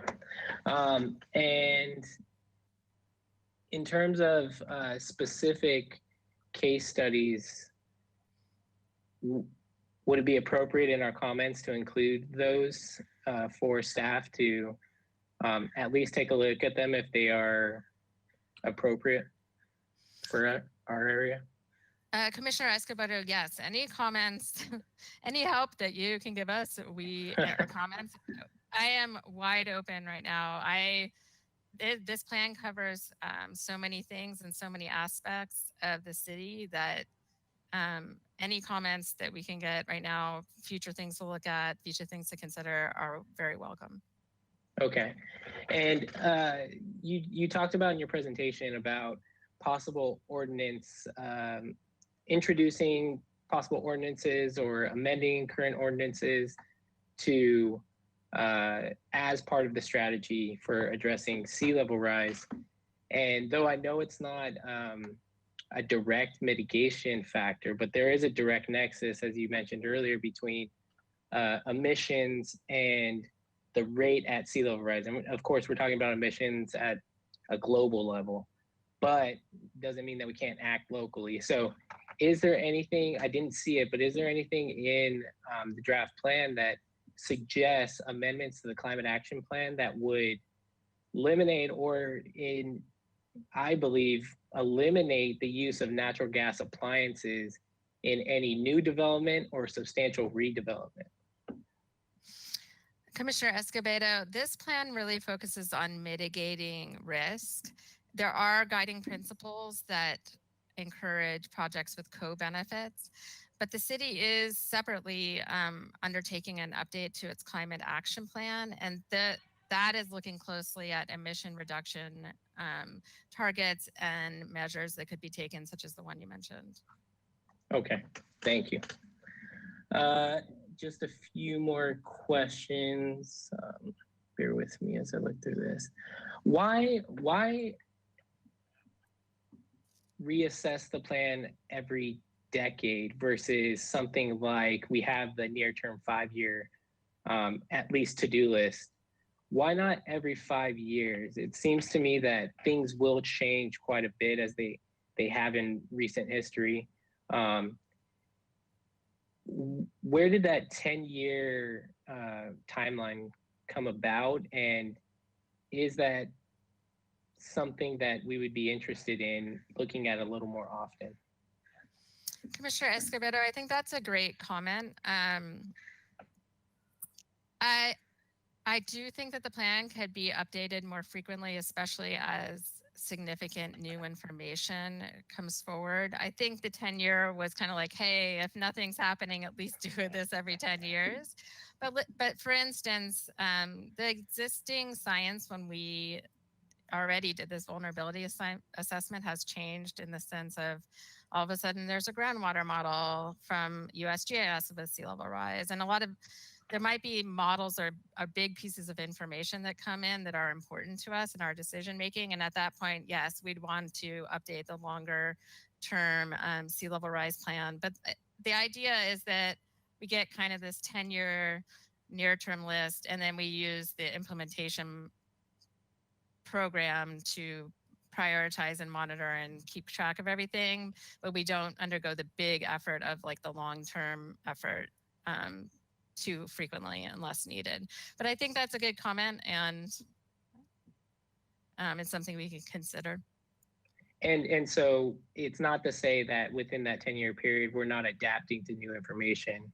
We're still adapting to new information. We're just not revamping this whole adaptation plan every year. We're doing it every 10 years at least. Yes, did I understand that correctly?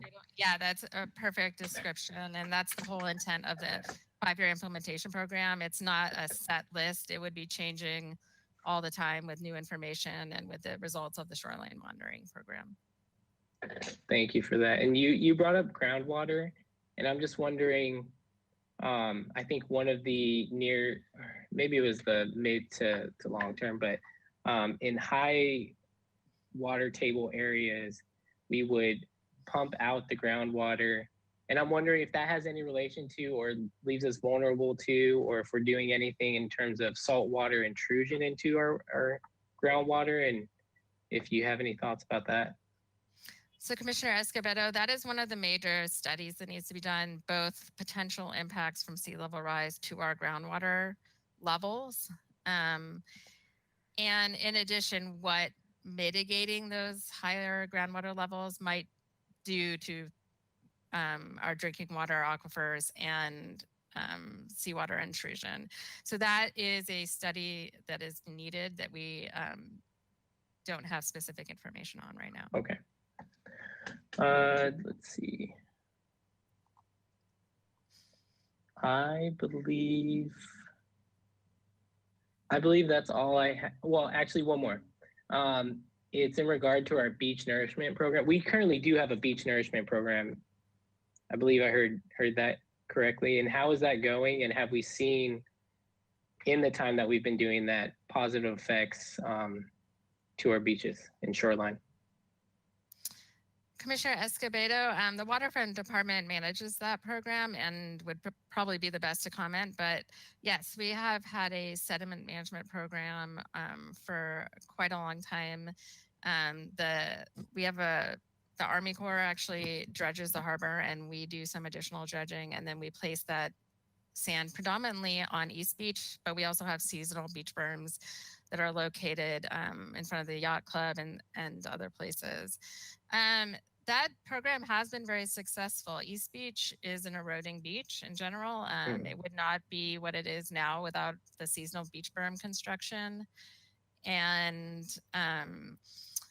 there is a lot of monitoring and other things that happen to ensure that it is done in a way that reduces any potential impacts to sensitive habitats and water quality and things like that. So it has been very successful, our sediment management program. Another way to look at it is all the sand is being impounded in the harbor that really should be going down coast to down coast beaches. And if the harbor wasn't there, it would be going down coast and supplying sand to those beaches.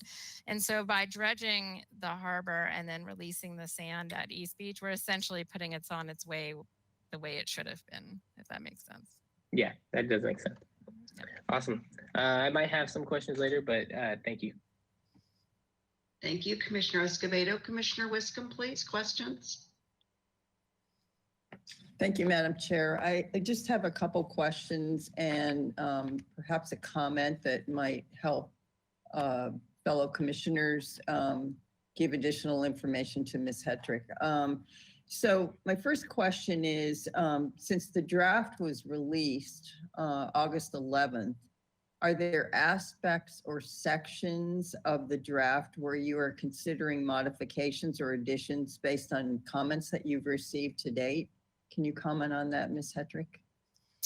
Yes, so there's a number of areas where clarification is certainly needed. We've also received comments that I think are really good, that some of the past work that was done was not, could have been brought forward more in the plan. So for instance, in 2012, we had a study done by Griggs and Russell that included a big section on the history of flooding and erosion in the city that is actually very informative and includes a lot of photos, and it really is visually done well. And so we are working on incorporating that into the plan. In addition, a previous vulnerability assessment done by the Bren School included information on socioeconomic impacts, and we are looking to include some of that information into the plan, as that is definitely useful information. Great, thank you. Thank you for that answer. That's great. And then my next question is, so you talked, we have to start monitoring, and when do you expect that to begin, and how will that be done, and how frequently will that be done? Because that's going to, obviously guide us in terms of priorities and where we need to focus. And I also, second part of that question is, will the baseline be from whence the monitoring starts, or are you going back to some past date earlier in this report that, you know, maybe starts it. I'm just trying to, from the scientific approach that our consultants took. So the first thing that needs to happen is deciding what parameters we should be monitoring, because there's a lot of intricacy and complexity to that. And a lot of the parameters we're looking at are based on existing information. So for instance, USGS, NOAA has a buoy. USGS already does groundwater modeling in the city. Beacon already does beach transects in the city. So a lot of, when I say the shoreline monitoring program, it's really picking what parameters we want to follow and tying those to thresholds for action, and then following those data sets. There are certain data sets where we might need to actually employ new loggers or start a different monitoring program that we haven't had before. Like one of those areas may be the movement of the bluff. But a lot of it, we're hoping, is just tracking and keeping track of trends in existing data from federal and state sources, and really just packaging that up into a consumable report where we understand kind of what's going on. And so I think as far as baseline, that's really going to depend on the data source and what data they have moving forward. We are applying right now for a grant through Prop 68 to develop a shoreline monitoring program, and it would be kind of like a pilot program and developed in conjunction with Beacon that could be scaled up to use at the regional scale and be an example for even statewide monitoring. Because in the end, really all the jurisdictions along the state are going to be wanting to monitor the same things. And so it really does behoove us, at least at the regional level, to be all monitoring the same thing. Great. Okay, that's a great answer. Thank you very much for that. Okay, and then my last question or comment, it was going to be a comment, but I'm going to make it into a question. And we, you know, as being a member of the subcommittee, we work very hard on the guiding principles for adaptation. And I wondered, would it be helpful for you at this time, at this juncture, for my fellow commissioners to have a look at these and comment on the guiding principles, because we did spend so much time on them, and see if there's areas where they feel that there, you know, maybe something could be added, or would that be helpful to you? So that's my question. Vice Chair Wiscombe, I would be open to any comments on the guiding principles. I do think it's an area that each commission will have input on. It is something that we did look at very closely as a subcommittee. Right. And so so I think there has been representation from each commission on those guiding principles. But if any commissioners see any gaps, want some more emphasis on something, I think those are all good comments. Okay, thank you. That's all I have. Thank you, Madam Chair. Thank you, Commissioner Wiscombe. Commissioner Lodge, questions of staff? Yes, Madam Chair.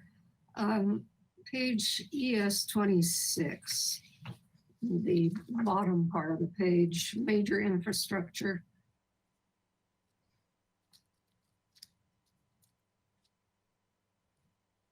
It shows the high priority for the next 5 years. There we are. Thank you. And then additional actions. And I'm a little puzzled at the high priority, and certainly understandable, study options for relocation and or floodproofing of major water, wastewater, and utility lines and so on. Under additional actions, it says study the potential impacts to the water system from sea level rise and possible adaptation options. That seems sort of like more of the same, or am I misreading it? Commissioner Lodge, in the second bullet, is actually looking at relocation of the major utility lines that are under the beach.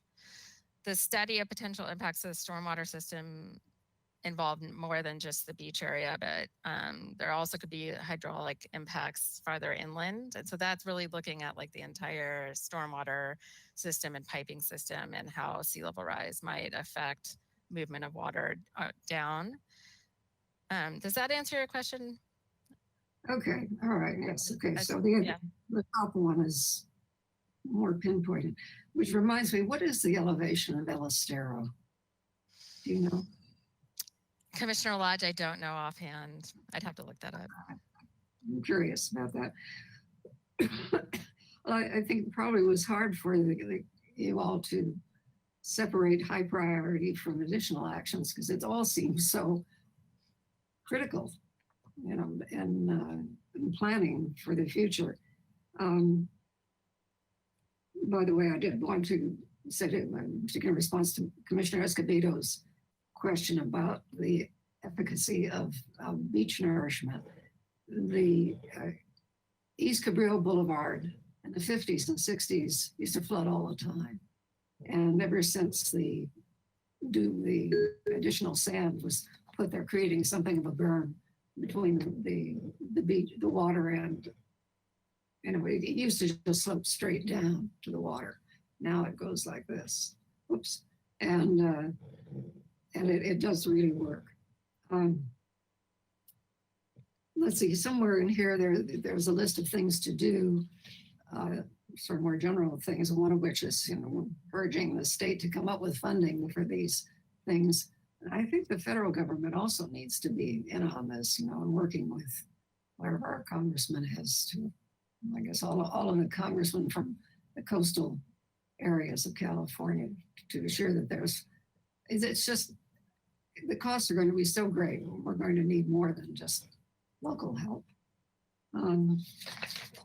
Oh, and vertical land motion, I wanted to ask about that. Is that like from tectonic plate movement? Is that what you meant by that? Commissioner Lodge, yes, that's our mountains, our land is actually moving upward due to tectonic forces. And in some cases it can be down. So certain areas like New Orleans, for instance, is actually sinking relative to mean sea levels right now. So it can work both ways. But for us, it's a little upward motion. Okay. Yeah, I know in Iceland, one end is coming up and the other end is going down. It's depending on what all the volcanic activity is.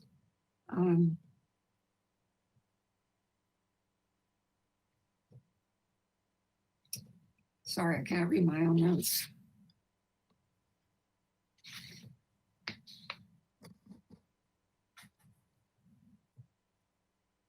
Okay, I guess that's it for now. Thank you very much. Thank you, Commissioner Lodge. Commissioner Reed, questions?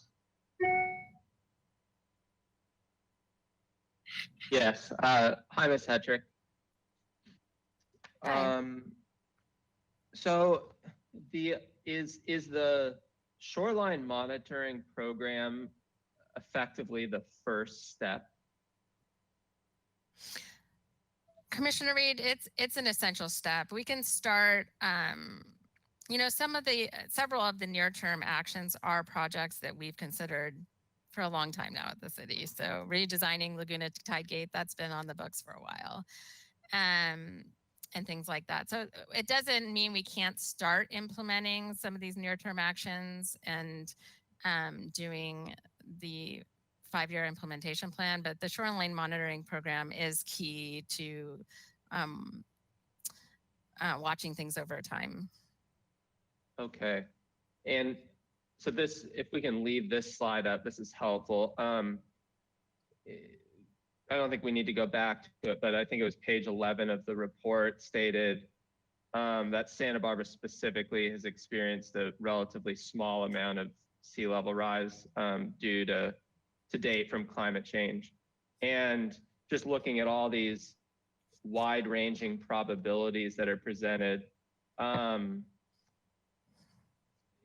and what you just stated in the context of this phased approach of monitoring conditions and trigger-based actions, it sounds like, at least for some of the near-term options, the city would potentially be taking action outside of any sort of monitoring trigger. Is that correct?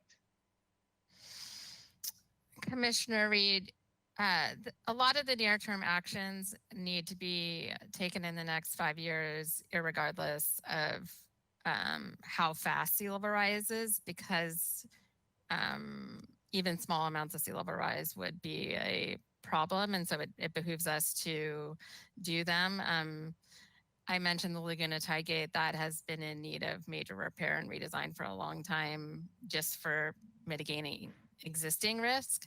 And so the amount of sea level rise and how fast it rises definitely matters. But I think one of the reasons some of the near-term actions are in that higher priority category is because they are, in some cases, already needed to mitigate risk. Okay.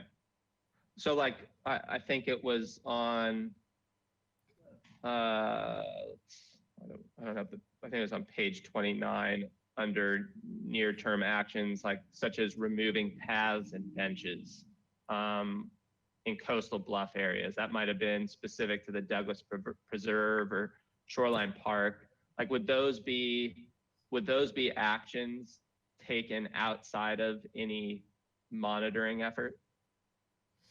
Commissioner Reed, and yeah, so we experience bluff erosion now, and our approach with Shoreline Park and other parks is that when erosion gets a certain distance from major structures, that we consider relocation or other actions.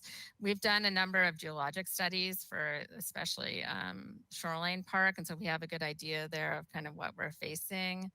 And that park does require over time moving certain facilities back, as has happened when bluff failures have occurred in the past. And I know that the city tries to get ahead of the game so that bluff failures, so we're not reacting to a bluff failure event as opposed to being proactive.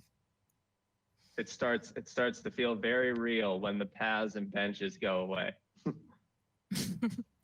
Well, Commissioner Reed, actually the city has moved the paths and benches multiple times already. The bluffs have been eroding for a while, but yeah. Yeah.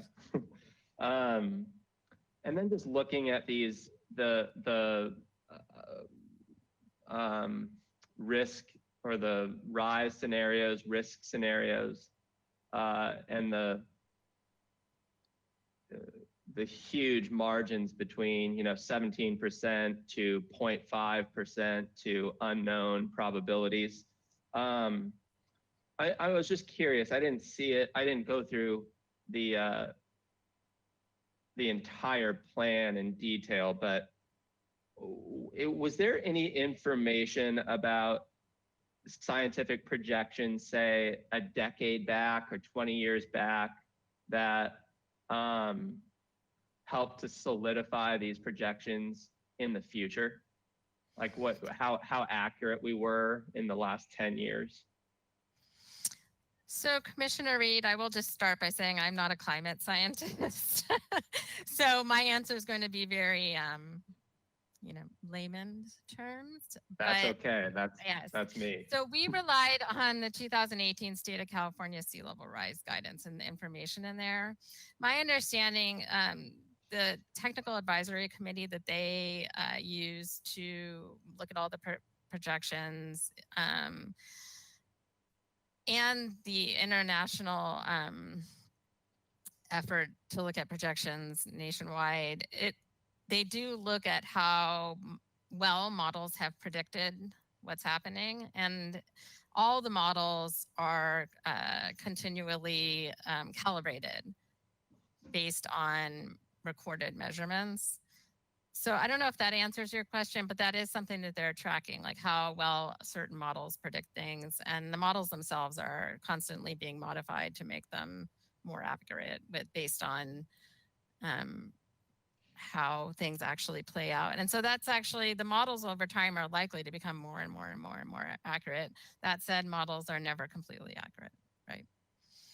Understood. So some of these questions are just based around like our recent review of stormwater, for instance. Like Santa Barbara set a very, very high threshold.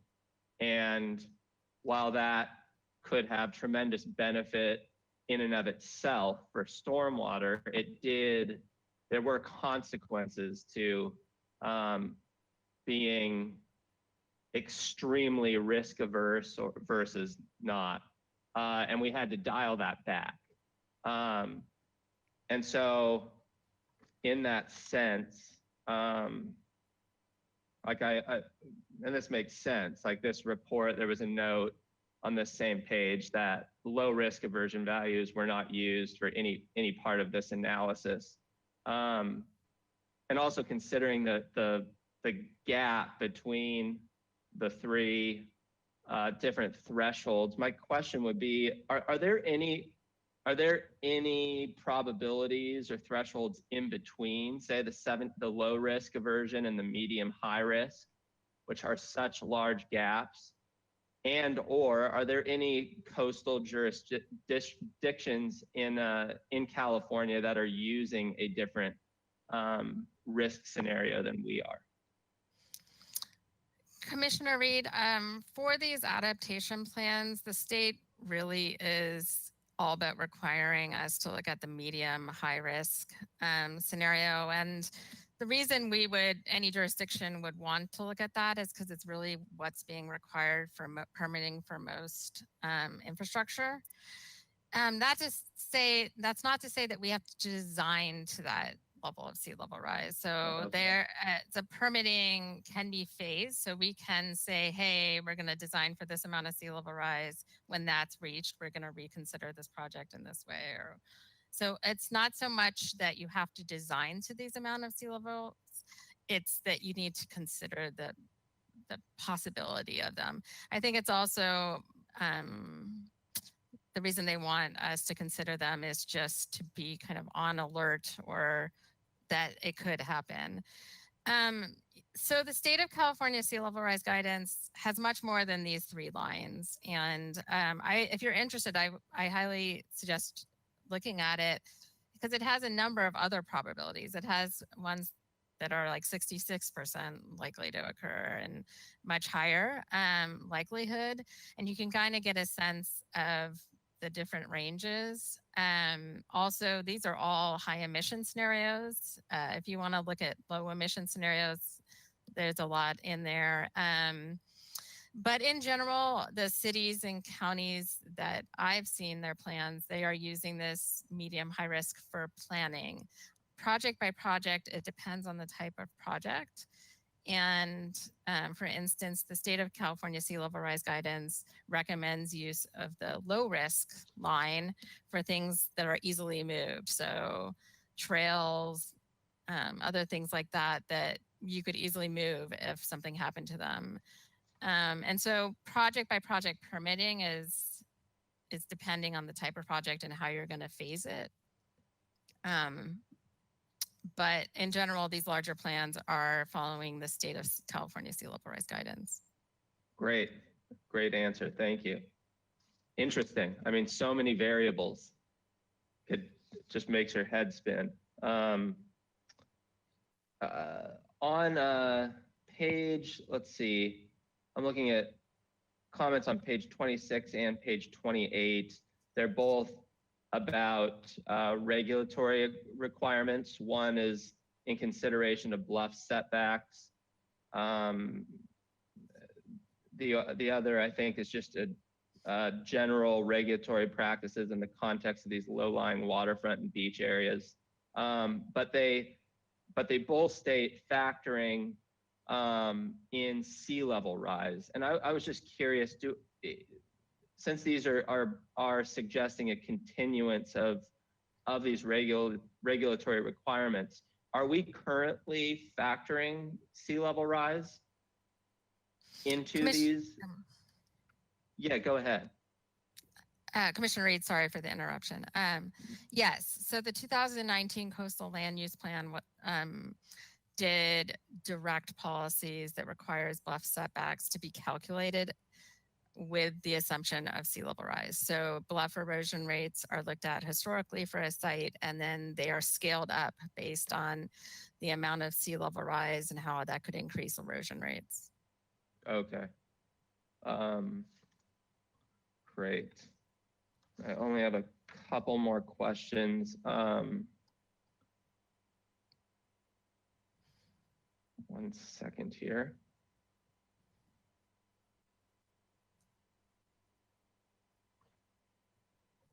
On page 34 of the report, it speaks to potential funding sources to assist property owners with adaptation.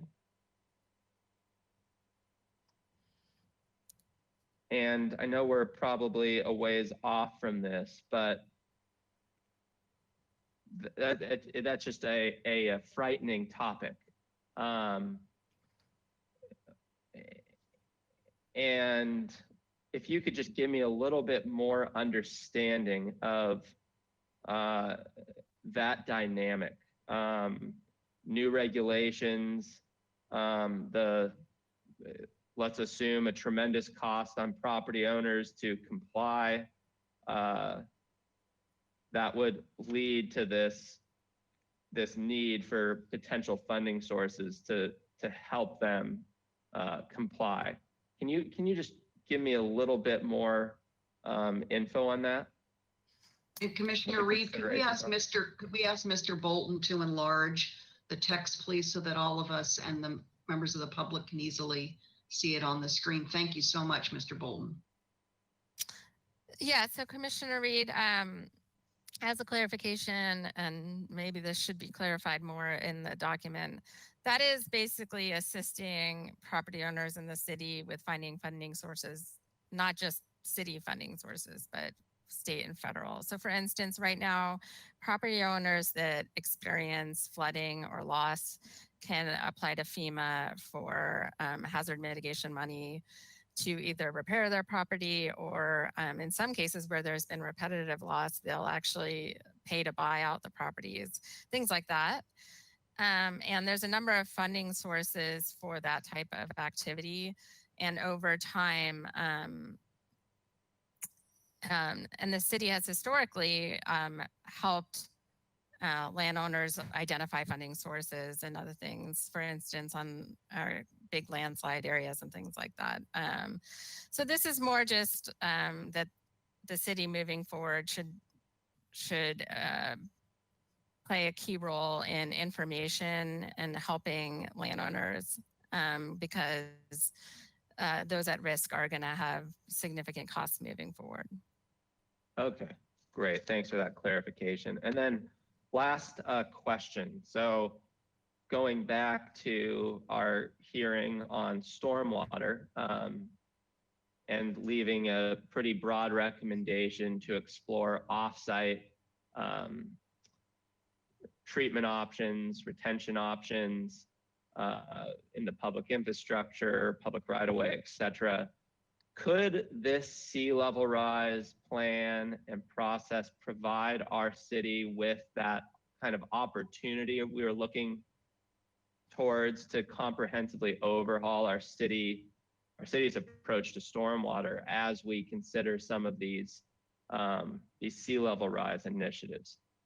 Is that something that staff has been discussing? Commissioner Reed, as a interdepartmental team, the interface of the stormwater management program and stormwater management regulations and water quality programs at the city with sea level rise has been a point of discussion. One of our interdepartmental team members is a members of CREEX, the CREEX division. I think there are projects certainly with co-benefits that could happen. I don't think there's been like a specific project or a specific measure that I can think of that's been discussed yet. But I think part of part of the goal in releasing this first level plan and presenting at all the commissions and to city staff is really getting people aware of this issue and to start thinking about adaptation in all of their projects and programs. And so we are beginning that process. Okay. Well, thank you so much, Ms. Hedrick. That's all my questions for now. Thank you, Commissioner Reed. Any other commissioner questions? Commissioner Bonderson, please. Commissioner Bonderson, yes, we can hear you. Thank you for the reminder. I appreciate that. And good afternoon. The previous planning commissioners asked so many good questions. They actually indirectly answered several of mine. I have only one outstanding question that remains. And it's sort of a follow-up on previous questions, but I wanted to hear a little bit more if you don't mind. Basically, from what I've heard today, it's kind of made me see how many variables there really are in this adaptation plan. And that makes me want to know just a little bit more, if you don't mind, if you could speak to us about how success of this plan would ultimately be measured and what methods are currently part of this plan that would help support us if something unexpected were to take place. Basically, so that we could manage failure of an aspect of the plan. Obviously, I just want to state that because there are variables and we don't know what could happen, how do we manage one of those unexpected incidents? Commissioner Bonderson, that's a really good comment and question. The city moving forward is going to have to be very nimble, and there's going to be a lot of changing conditions, and closely following those changing conditions and realizing new levels of risk is going to be one of the major components of adaptation planning moving forward. I think that's a really good comment about thinking about what is our ultimate goal with this program. I would say that it's mitigating risk over time in a way that is proactive instead of reactive, but inevitably there is going to be some reaction. We can only mitigate risk to a certain level. Even now we plan for, say, with like creek flows, a 10-year storm or a 100-year storm is often something that's planned for, but sometimes that 1,000-year storm comes, right? And so we can't totally eliminate risk. And so you're right that it's very important that, for instance, our hazard mitigation program and our emergency response programs are modified to account for increased erosion events and flooding events in the future. And I think that that's a really good comment. Thank you. I was actually particularly curious about a topic while I was reading it, based on some work that I've done personally elsewhere, that some solutions were introduced in this other location of putting some sort of element out about a mile or so out into the ocean. Has any of that ever been considered at any time in from your knowledge in our history of sea level rise management? Do you know if there's ever been any form of study on that kind of solution out in the water? Yes, Commissioner Bonderson. So that's what I refer to as offshore reefs. It's an umbrella term that basically is any structure, or it can be not a structure. It can actually be a natural, like you placing rocks, or it can even be vegetative offshore that's still under the water as opposed to being above the water. Then it's considered a seawall or groin, technically. But yes, that has been considered as part of the report, and there's an entire section on those under offshore reefs. And to a large extent, those offshore reefs to date have mostly been used offshore of California, at least, for habitat mitigation. There hasn't been a lot of detailed study of their hazard protection value, but there are a number of projects going on throughout the world that it will be interesting to watch to see how they perform.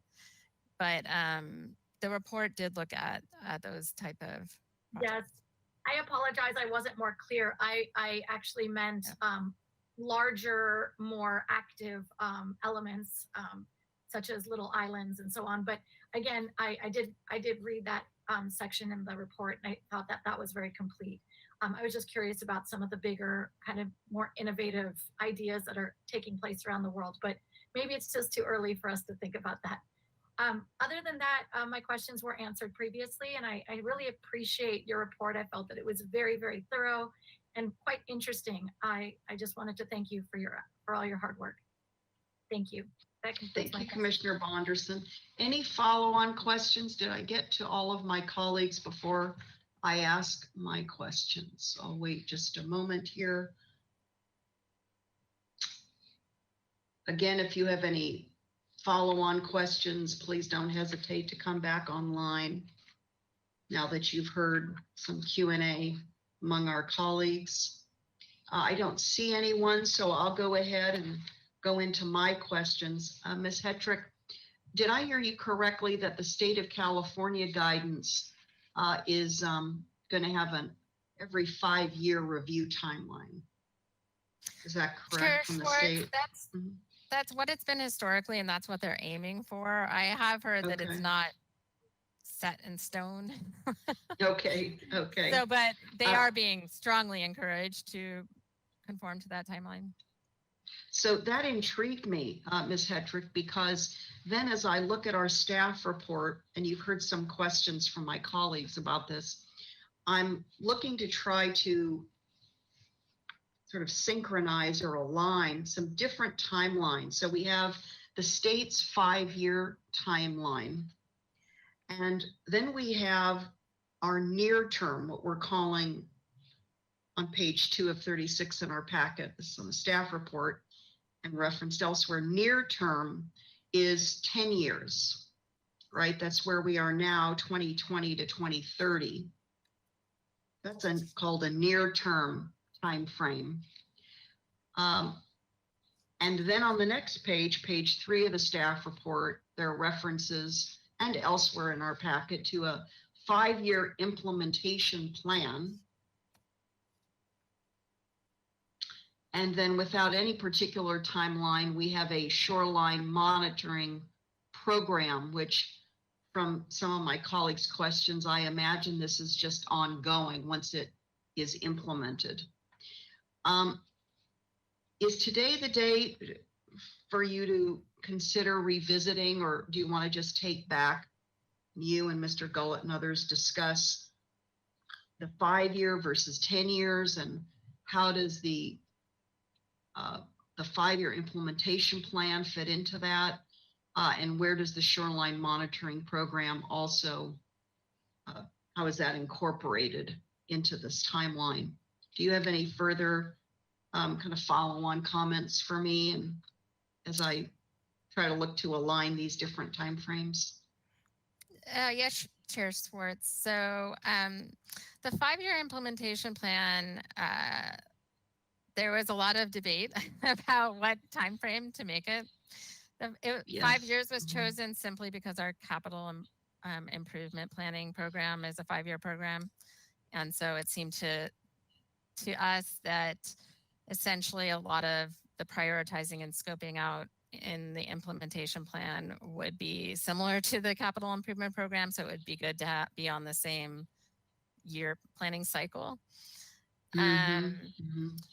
As far as updating the adaptation plan every 10 years, as I mentioned, that's more of a longer term planning effort.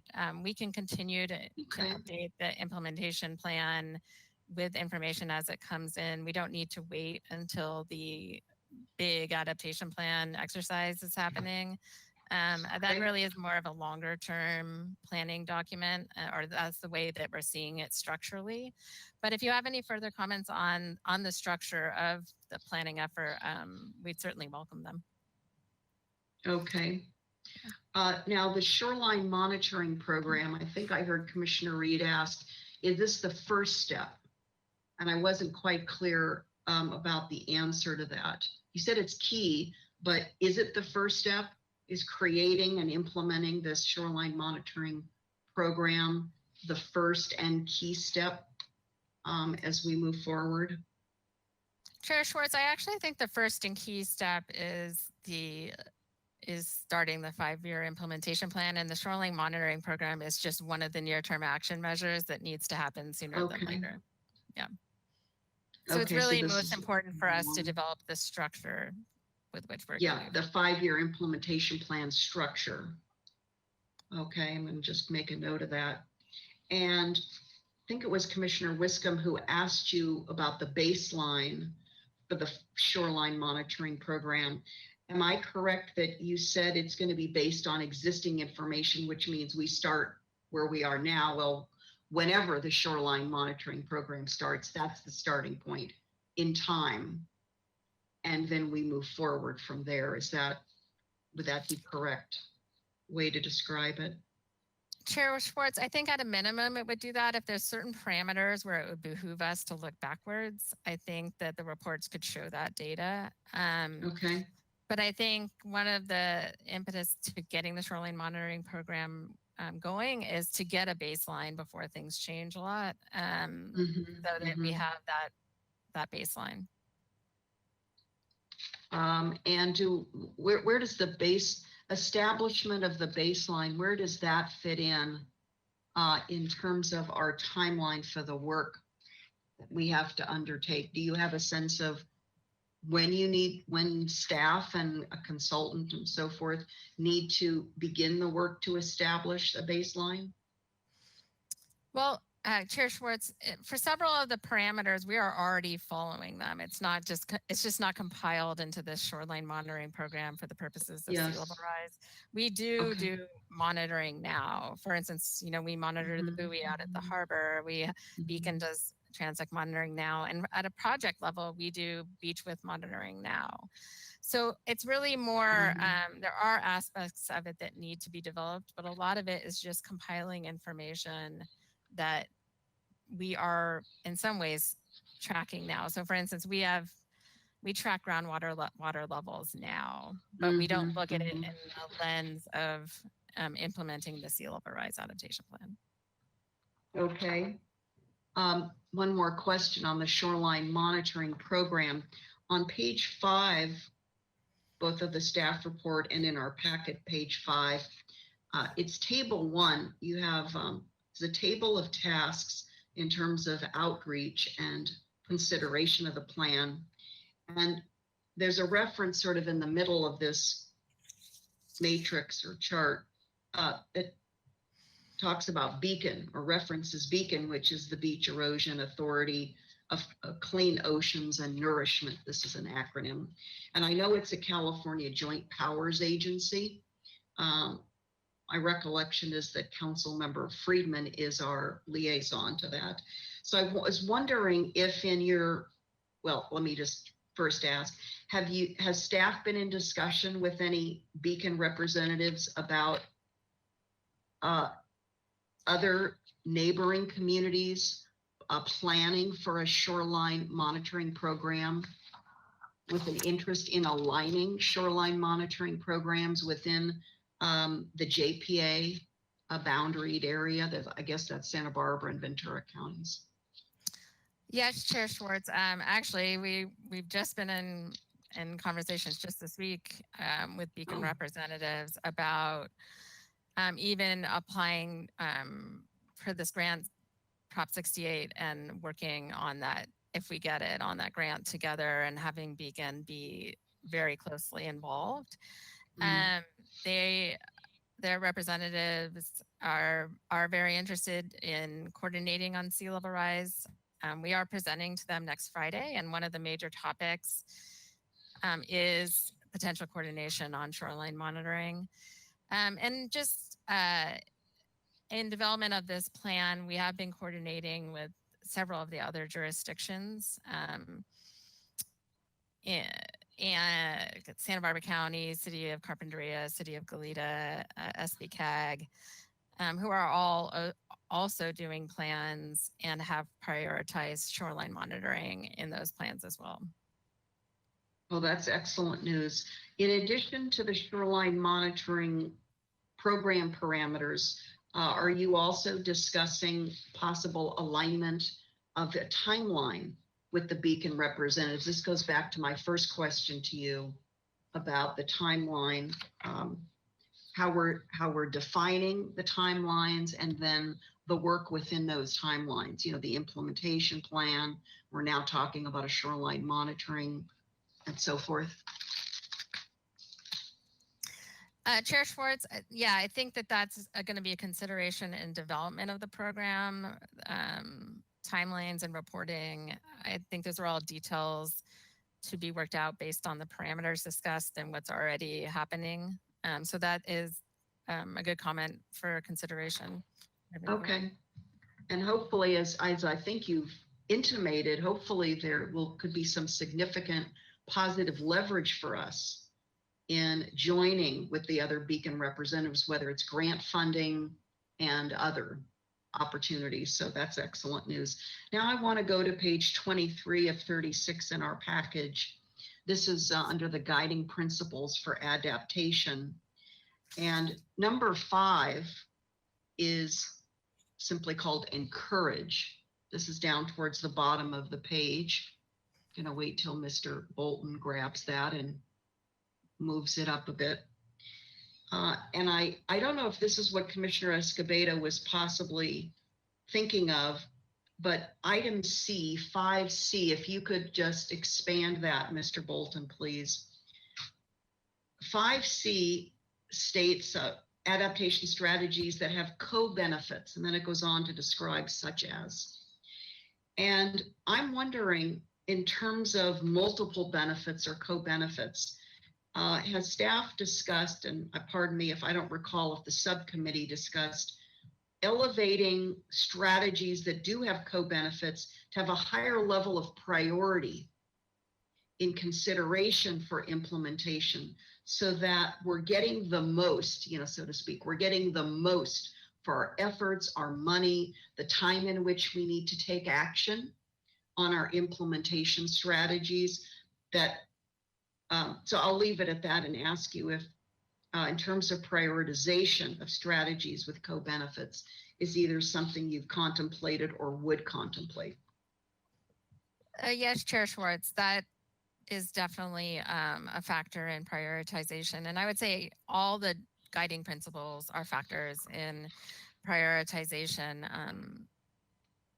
Certainly projects that have co-benefits and encourage greenhouse gas reduction and resiliency would that would increase their priority.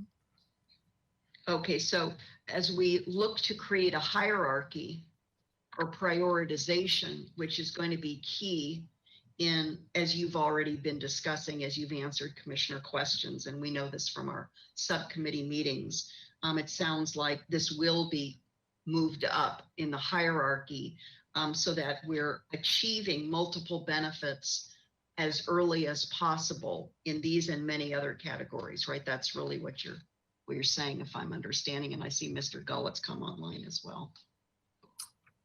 Yes, Chair Schwartz, just a quick comment on that and adding additional priority to 5C. We discussed that a bit, and we do anticipate having some strategies that are just, you know, single benefit strategies for, you know, flood proofing or flood protection that would be a higher priority than something that has co-benefits. We do want to build in co-benefits when we need them, but it may not be that the projects that can have co-benefits will be prioritized over other projects. Okay. And then connected with this, Mr. Gullett, you could stay on if you like, but not necessary. Connected to this is my my thoughts about on page 36. I think Commissioner Lodge was asking about the major infrastructure, high priority for next 5 years. And perhaps you've now answered this for me, but high priority, it seems like there's, as you mentioned, there's sort of single project high priorities, and there are other priorities that because they yield multiple benefits, let's say 2 or more, co-benefits, perhaps would fall into a high priority because we're more efficiently achieving results, or whatever words we might want to use, whatever language. So would you see us bringing together high priority for next 5 years with, and what's the nexus between that and strategies that have co-benefits? That's something staff could take back and talk about amongst yourselves. Chair Schwartz, yeah, that's definitely a good comment. I would say the difference between a high priority for next 5 years and additional actions that's in the table now is really more based on timing and critical infrastructure needs and health and safety concerns, and also the timing of when impacts may occur, or in some cases, it's just that we need to get something going soon because it's going to take a long time to develop. So for instance, one of the higher priority items is the floodplain ordinance changes. And it's not that impact is necessarily super soon. It's more that if you're going to implement raising buildings through redevelopment and new development, that it takes a lot of years for that to happen. And so we should get going on it. But I think that's definitely a good comment. Okay. And then I think my last question, I don't know if this is specifically page 32 of 36 in our package on economic and fiscal impacts. As we move ahead with all of our work effort pertaining to this, and you also had a slide in your PowerPoint presentation, I think it was slide 57, amend city policies and procedures. You and I have spoken briefly about looking ahead to a time when we'll have project-specific economic impacts that need to be evaluated. And I was wondering if we have an estimated timeline for beginning that policy work. I'm going to say that's part A of my 2-part question to you on this. And the second part, B, is again, would we be looking to our beacon partners to see, because these other cities and counties will need to be, I'm sure, revisiting their policies and procedures to look at project-specific economic impacts. What thoughts do you have for me on that?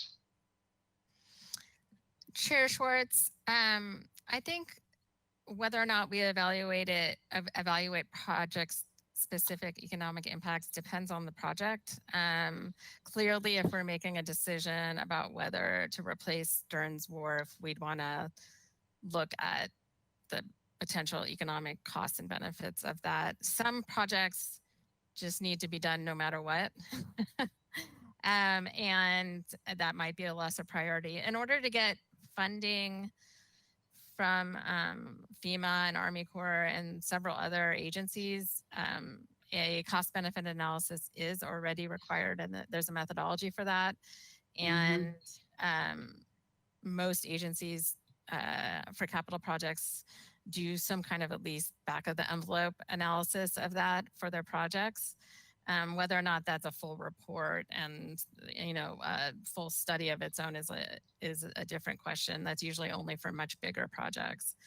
So I think the scope is going to depend on the project at hand and the question at hand. But yes, I think there is already a common methodology for at least grant funding and work with the federal government. And I know that the state right now is looking at kind of putting out there kind of a common methodology for the analysis that they would like to see with relation to sea level rise. And that would help because when you're looking at all these economic and cost and benefit analysis, your assumptions and what methods you use really do matter so that you're comparing apples to apples. Right now, there isn't a set methodology for these sea level rise adaptation plans that is used. And so, for instance, our cost benefit analysis is different than the one that Imperial Beach did. Well, that's been my understanding, which is why I'm pursuing this line of questioning with you. The state issued common methodologies that you mentioned, when do we think those will be forthcoming? Have you heard from the state about a time frame? Chair Schwartz, I have just heard that they're interested in including that in the guidance in the next round, but I haven't heard if for sure that's happening. And the next round, I apologize if you mention when the next round is. Do we have a time frame for that? Chair Schwartz, in talking to the Resources Agency about when they're planning to update the State of California sea level rise guidance, they use the term that they are trying to do it every 5 years or aiming for that, but they are not legislatively or legally committed to any particular time frame. And so the answer I get is basically about every 5 years. But well, I knew about the 5 years, but I didn't know where we are within that 5-year horizon. I mean, does it start now and it's 5 years from now, or are we somehow within the 5 years and we can expect it in the next, I don't know, 1, 2, 3 years or sooner? So the last update to the State of California sea level rise guidance was in 2018. And I think it got approved in like August or something like that. But as I say, it is just guidance and it is more information, but we're hoping to develop our adaptation plan program so that when there is new information in the guidance or new projections, it doesn't throw everything off, that we're really basing it on the ground changing conditions, and that the new information helps, but it doesn't kind of derail the planning process.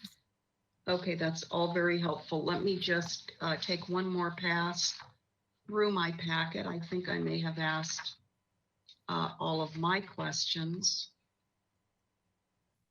Yes, I think that's it. So let me just come back to my colleagues to see if there are any follow-on questions, which we're happy to entertain and have staff is happy to respond to. It's taken a lot to get here. Those of us who've been on the subcommittee and can only imagine the work effort that staff has undertaken. Ms. Hetrick, Mr. Gullett, and others from other city departments, and working tirelessly also with the Coastal Commission staff. I don't see any other cameras coming on. Why don't we go to comments then? Who would like to kick off comments since we're finished with questions? Commissioner Wiscombe, please, comments on the project. Thank you, Madam Chair. I'm going to keep my comments brief. I really appreciated the questions from all my fellow commissioners, and I'm not going to cover everything, but I'm going to just cover a few things that I think are important that I heard and that I took notes on. I was particularly interested in the 2012 Griggs and Russell study and would appreciate that being included as background information. I think that's important. Also, the socioeconomic analysis that was done by the Bren School. And we had a lot of talk about, it started out with Commissioner Reed about the shoreline monitoring program. And is that the first step? And Madam Chair, you followed through on that. I think we really need to have a clear understanding of where that belongs and give the public confidence that we're doing all that work, which actually is going to tell us where we are in the process. So make it clearer what we track now versus, and where the baseline is, I think will be essential for public confidence as we move forward.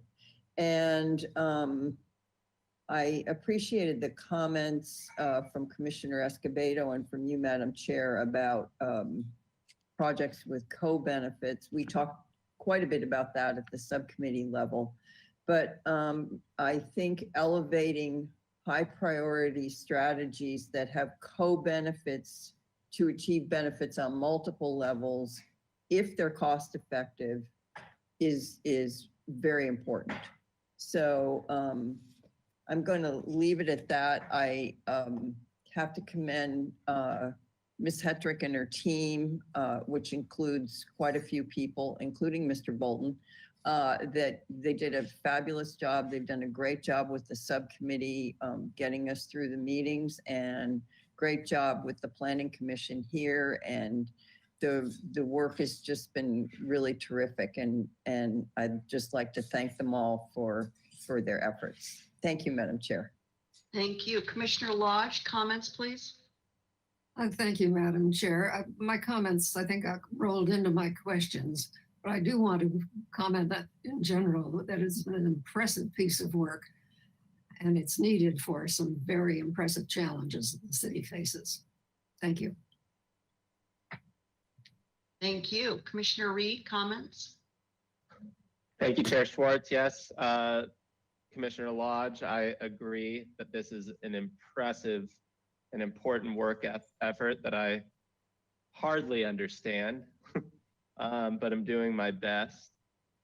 So yeah, on shoreline monitoring program, I would like to emphasize that as a priority to clarify and provide as much transparency and information to the public as possible.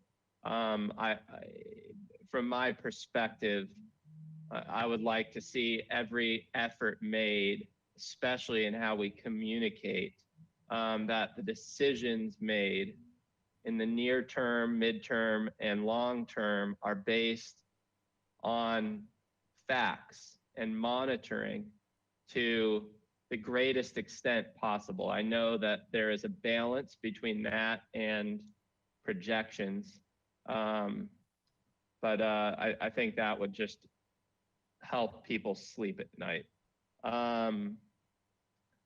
In terms of the 5-year implementation plan, in our document, it stated that the shoreline monitoring program it will be in coordination with other regional, state, and federal agencies. I would just like to suggest to comment that while I believe that 5-year implementation plan is very much specific to our community, to the greatest extent possible, it would be great to coordinate with other coastal jurisdictions throughout the state on that plan. I mean, we saw it with stormwater. There was very little understanding as to what other jurisdictions were doing, and I don't want to make that same mistake with something as important as sea level rise. A few of us have made this comment, but I think potentially reevaluating the adaptation plan every 5 years rather than the suggested 10 would be prudent. And then lastly, I really support the idea of co-benefits. That's a great pursuit. And I had mentioned stormwater. I think to whatever extent is feasible, the city pursue that potential co-benefit to public stormwater management solutions in tandem with some of these larger work efforts for sea level rise. So that's it. Thank you. Thank you. Commissioner Escobedo? Thank you, Madam Chair. So I'll just start off by saying that this draft plan is exemplary, very detailed, Enjoyed it. Very interesting read. And again, I said this in one of my questions. It's all about balancing, and every mitigation measure that we use is going to have short-term and potentially long-term benefits, but it also has some consequences. And so we're going to be adapting. And I think staff did a really good job of presenting all of the options that are on the table. And I see that the near-term goals that we have are pretty solid. I think it's going to be doing what many of us were talking about in terms of fact gathering, getting us started in a very information-based way so that we can make some of these important decisions 5 to 10 years down the road, and we have some big decisions to make. So I applaud staff on that front. I do want to say that we do need to be nimble.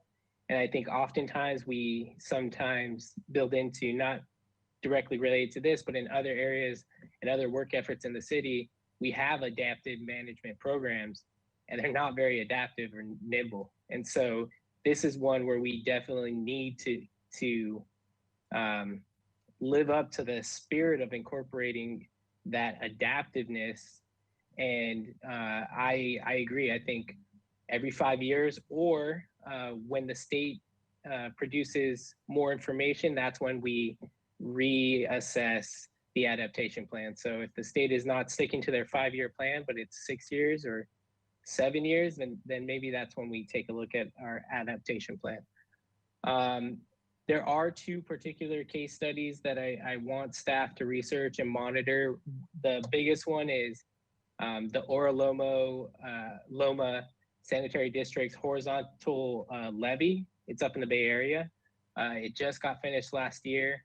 It's apparently a lower cost approach to, and it's a natural approach to addressing sea level rise, storm surge. It also is a carbon sink. So I'm really in favor of that option.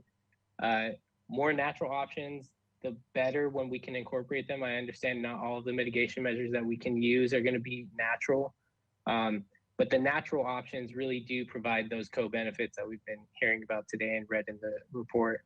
And another one of the case studies is there's a 3D ocean farming or regenerative farming that's going on. And one of the biggest barriers to it is, like Ms. Hetrick noted, is regulations. Is that the regulations haven't caught up with innovative approaches like this, where we again get carbon sinks, we get low to no input food sources, and we can their carbon sinks we can protect from storm surge. So I'd like staff to look into that. And in regards to the co-benefit approaches, I understand they might not always be the highest priority, but when possible, introducing those, I think would be prudent.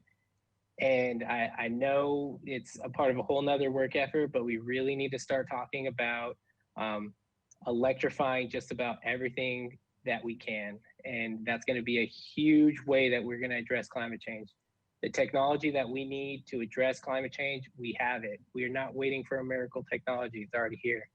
And so I look forward to seeing that in the climate action plan. It has a direct nexus to sea level rise, and I'm going to keep pushing it. And I know my fellow commissioners are probably tired of hearing me bring it up, but as a city, we were kind of the ground zero for the modern day environmental movement. It's time that we actually step up and we show some of that leadership now when it's most needed.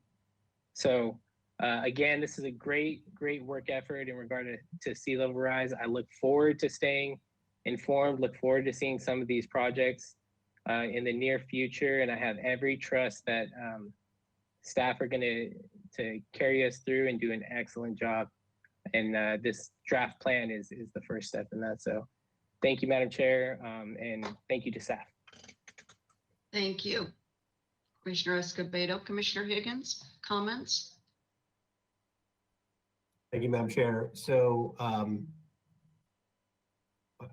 I want to echo, I think what I heard Commissioner Reed say or get into, which is related to the transparency and clarity on this. And so if we're going to go either direction on what it is we're talking about, do it boldly and be sort of overly transparent. And I'll give you an example of what I mean. Bear with me for a minute, but if you look at page 3 of the staff report, at the bottom, there's some techno jargon. I understand what it means, but you know, I think we want, you know, our stakeholders to better understand what's happening here.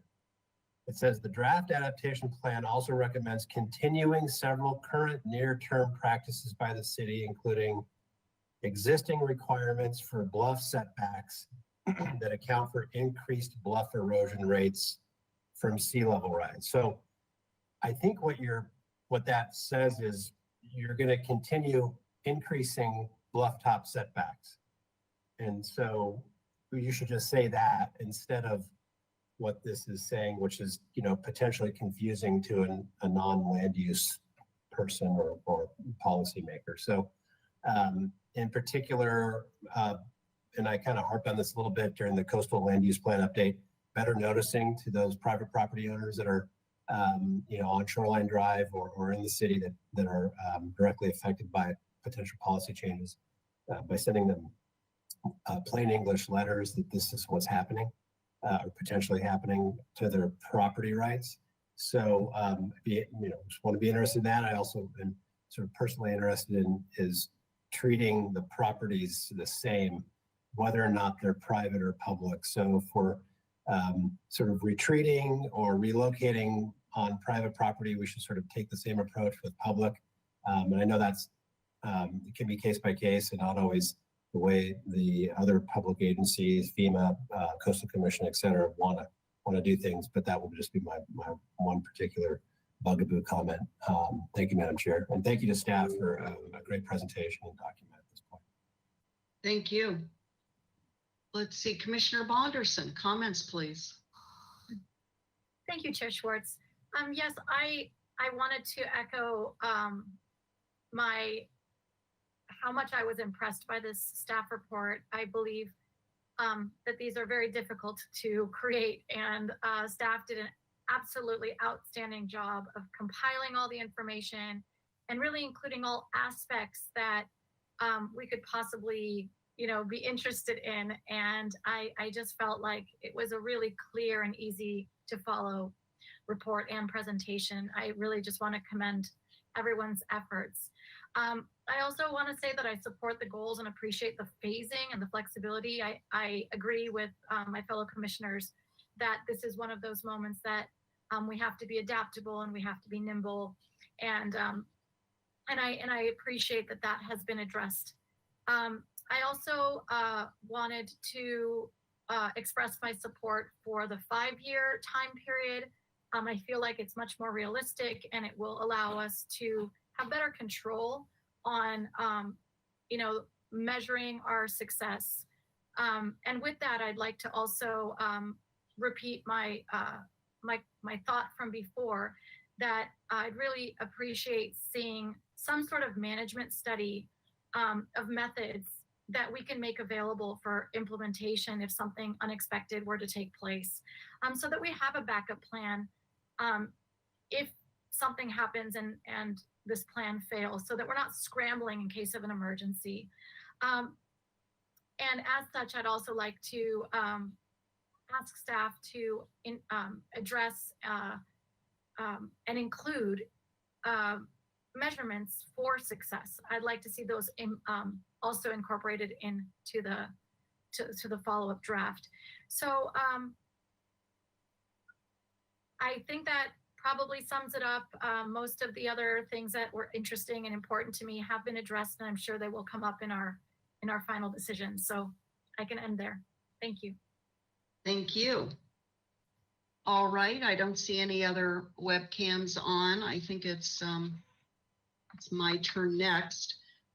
First, I do want to express to staff my deep appreciation for how much has been accomplished in the 2 years of our working subcommittee.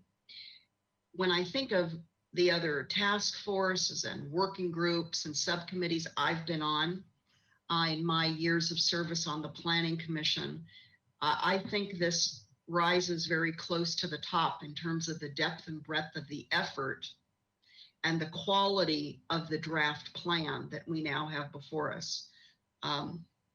So great job to staff.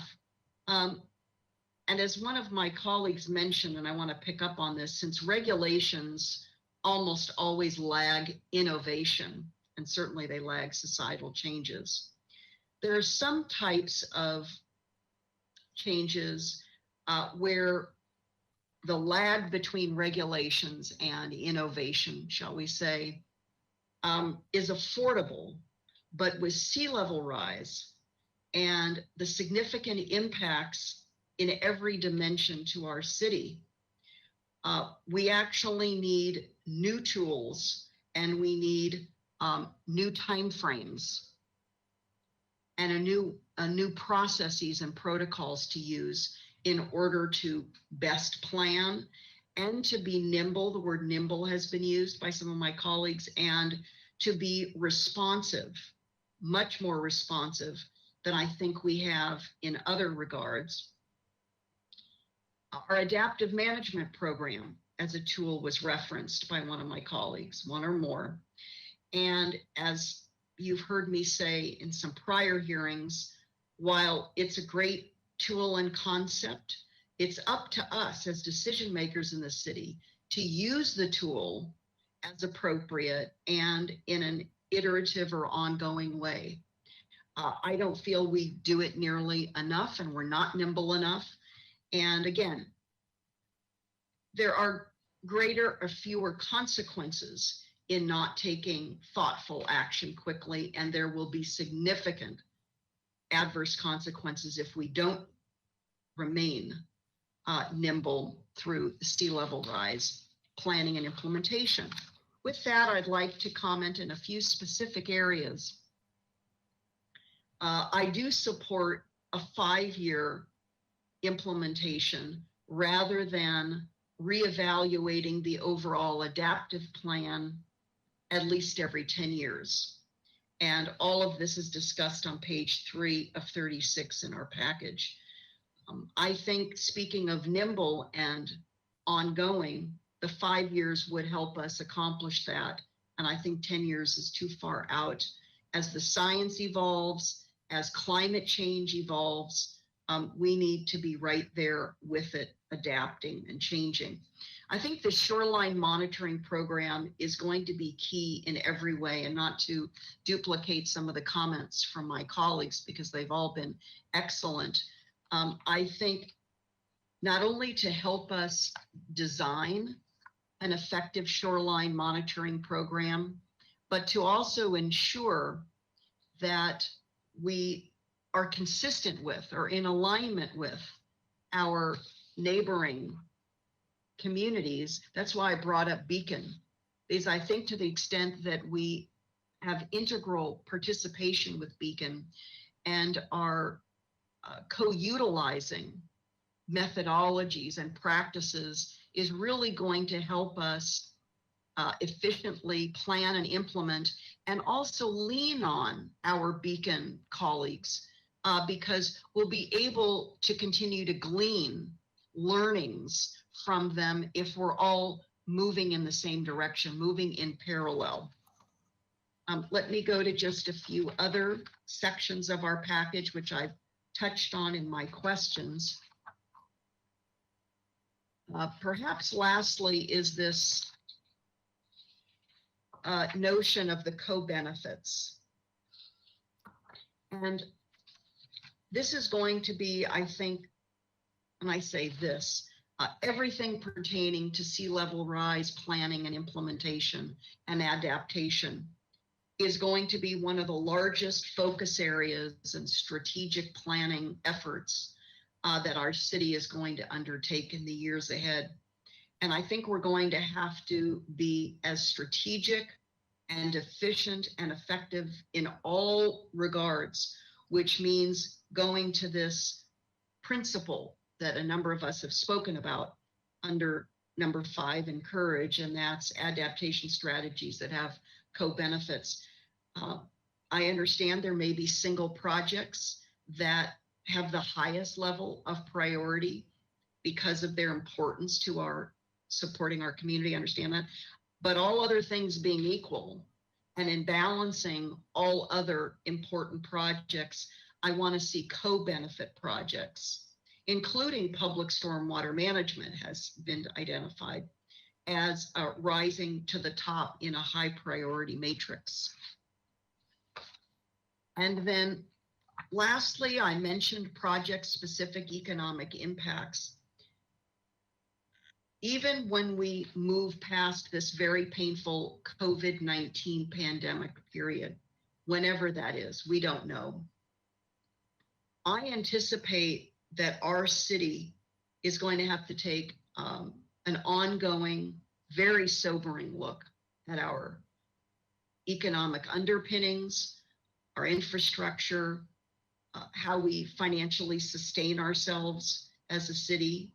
And so I think that including economic calculation in the methodology of determining project viability, project approvals, I think everyone is going to require an economic evaluation. And I'll leave that to staff in time to bring forward a methodology that aligns with the state of California. Again, perhaps our Beacon colleagues can also help in sharing the work in devising these sorts of evaluations. So with that, I don't think I have any other comments. I think that does it for me. Excuse me 1 minute. I'm just looking through all of my notes, and my colleagues have made such excellent remarks as well. I think that's it. So I'm going to ask Ms. Hetrick, please. I don't usually ask staff to come back, but in this case, because it's a unique policy plan, Ms. Hetrick, do you feel you have enough from the Planning Commission today to compile all of that and then return to the subcommittee in the timeline that you've identified? Chair Schwartz, yes, and thank you for the excellent comments from all the commissioners. It's very useful to hear, and we will be compiling comments and bringing them to the subcommittee. Okay, thank you so much. Very good. Well, we're going to conclude that item and go to the last item in our hearing today, which is our administrative agenda. So if any of the commissioners would like to turn on their webcams with reports, that would be terrific. Commissioner Higgins, I think you came on first, and then we'll just go right down the list. Yeah, Madam Chair, there's a there was a item before the show, August 12th. I didn't actually watch that. I was on vacation, but it has been appealed. It was 2033 El Camino de la Luz. It's a modification on the Mesa, and I'm told it's been tentatively scheduled for November 12th. I may have that date wrong, but there's a chance it might be worked out. So I will keep you and everybody else posted on that. Very good. Thank you. Commissioner Lodge, reports? Yes, thank you. On the last Architectural Board of Review meeting, which was on September 8th, Tuesday, Commissioner Bonderson is the main liaison to the ABR, and I'm the alternate liaison. And I always look at the agendas and look at the plans that are being proposed. And Commissioner Bonderson and I agreed that what is being proposed for 3820 State is so amazing that we should bring it to you. Mr. Bolton, thank you. That was what I was going to ask for. This is 3820 State, a good example of what's called British brutalist style. It came about during the 50s in England after the war, and when, of course, there was a great deal that had to be rebuilt. And how it got approved in Santa Barbara, I don't know. But what is being proposed, and Mr. Bolton, if you could go to the next image, is this. That is so amazingly different from what is there.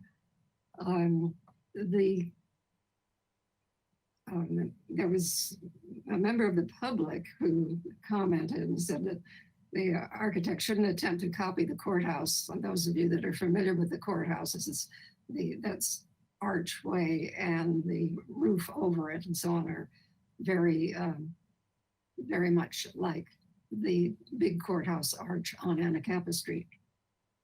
That the architect shouldn't attempt to copy the courthouse, but come up with his own design and to simplify it. And just about everybody else everybody on the ABR agreed with him. Comments were over the top, too complex, too grand. All said simplify. Another one said, what a wonderful change. I think everyone was glad to see this come forward. There was one member whose only comment was that he found the design disturbing. This project will be coming to the Planning Commission because they're adding a third floor as well as expanding it on the first and second floors and making major changes to the parking lot in the back. Commissioner Lodge, is this mixed use or what are the uses here? It's all office. It's all office. All commercial? Okay. It was an interesting day because the next item I'd like to talk about is 1911 de la Vina. This is what it looks like now. It's a very modest style architecture. And it was kind of a reverse of what happened on State Street. And Mr. Bolton, if you could show the slide showing what is proposed. This is what is proposed and was described as incongruous in the neighborhood. And it was pointed out that the majority of the buildings in the block are very simple, modest. I think the word humble was used, mostly white stucco and red tile, but very, very simple and very much a neighborhood compatibility issue here.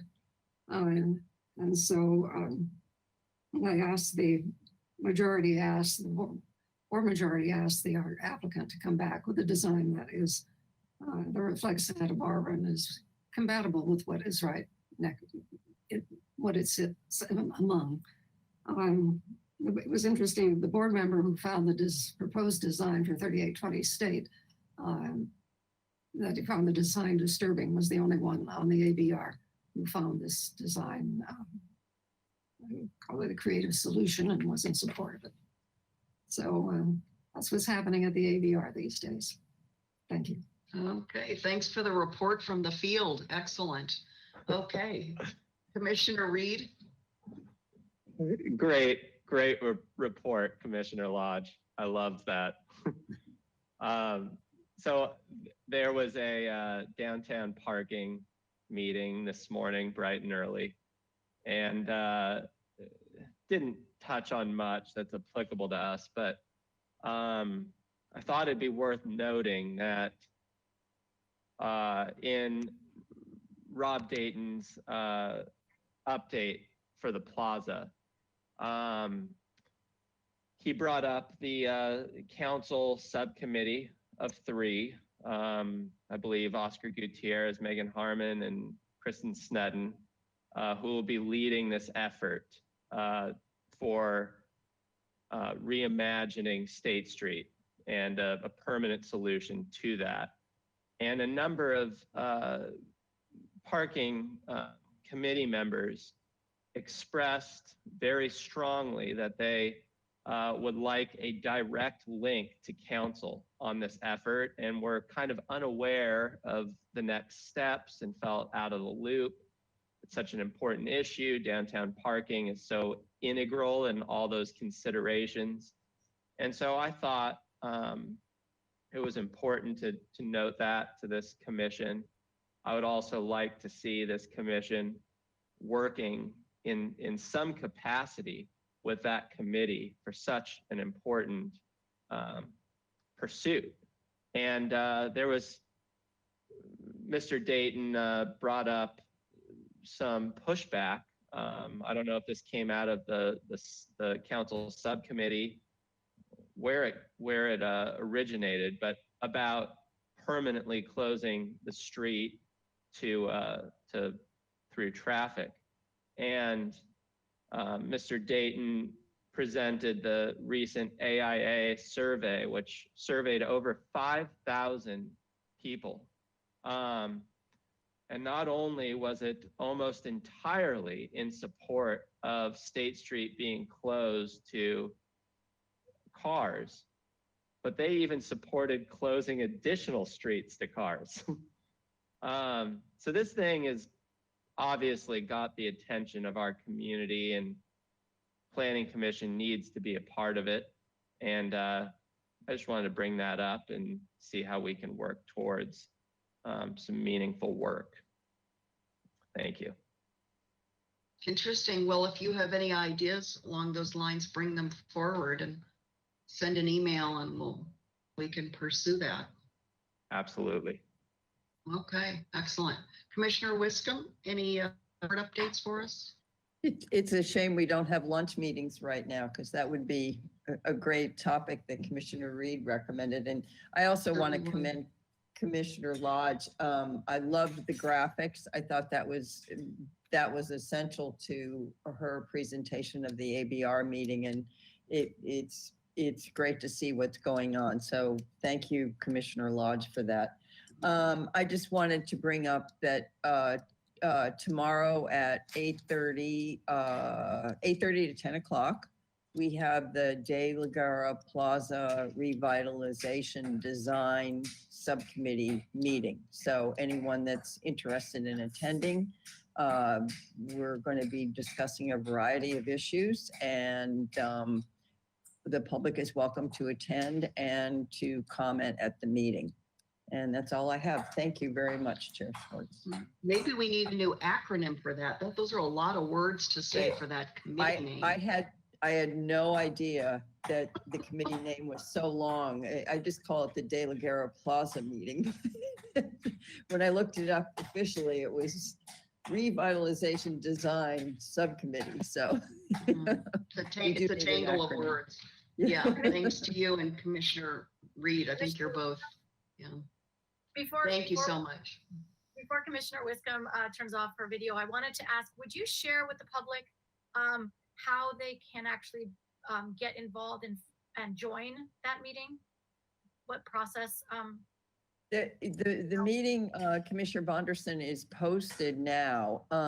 The agenda typically, because it's a subcommittee, doesn't get posted until a day or two before the meeting, but it's officially up there now. And I believe that shows the way to attend the meeting, because I've had members of the public contact me who have been able to attend the meeting and speak during public comment. So, and it's actually a really good meeting to be able to see the design as it progresses. So, so I hope that answers your question. It certainly does. Thank you so much for sharing that. Yeah. I also wanted to just mention, with regard to Commissioner Reed's presentation, you may be interested to know that former Commissioner John Campanella has been actively involved with the AIA charrette, and I've also been involved with the AIA charrette. So we're all, we are doing some Planning Commission representation in that process, and we'd be happy to share more information with you if you would like to know. So please don't hesitate to ask. Thank you. Commissioner Reed? Yeah. Well, I just wanted to respond to Commissioner Bonderson. I actually got placed on one of the teams, so I'm participating as well. Wonderful. Then I will see you there.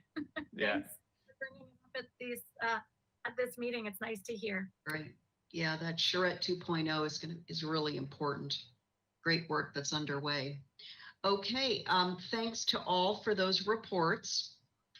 That concludes our items for today. The Planning Commission will be holding a hearing next Thursday, the 17th. It will be the continuation of Paseo Nuevo Development Agreement with Commissioner deliberations and recommendations to council. So please join us for that and more. And with that, it is 5:24 and we're ending a little bit earlier than we have been, which is great. Give everybody back their evening. Thanks to all. And today's hearing is adjourned. Take care, be well.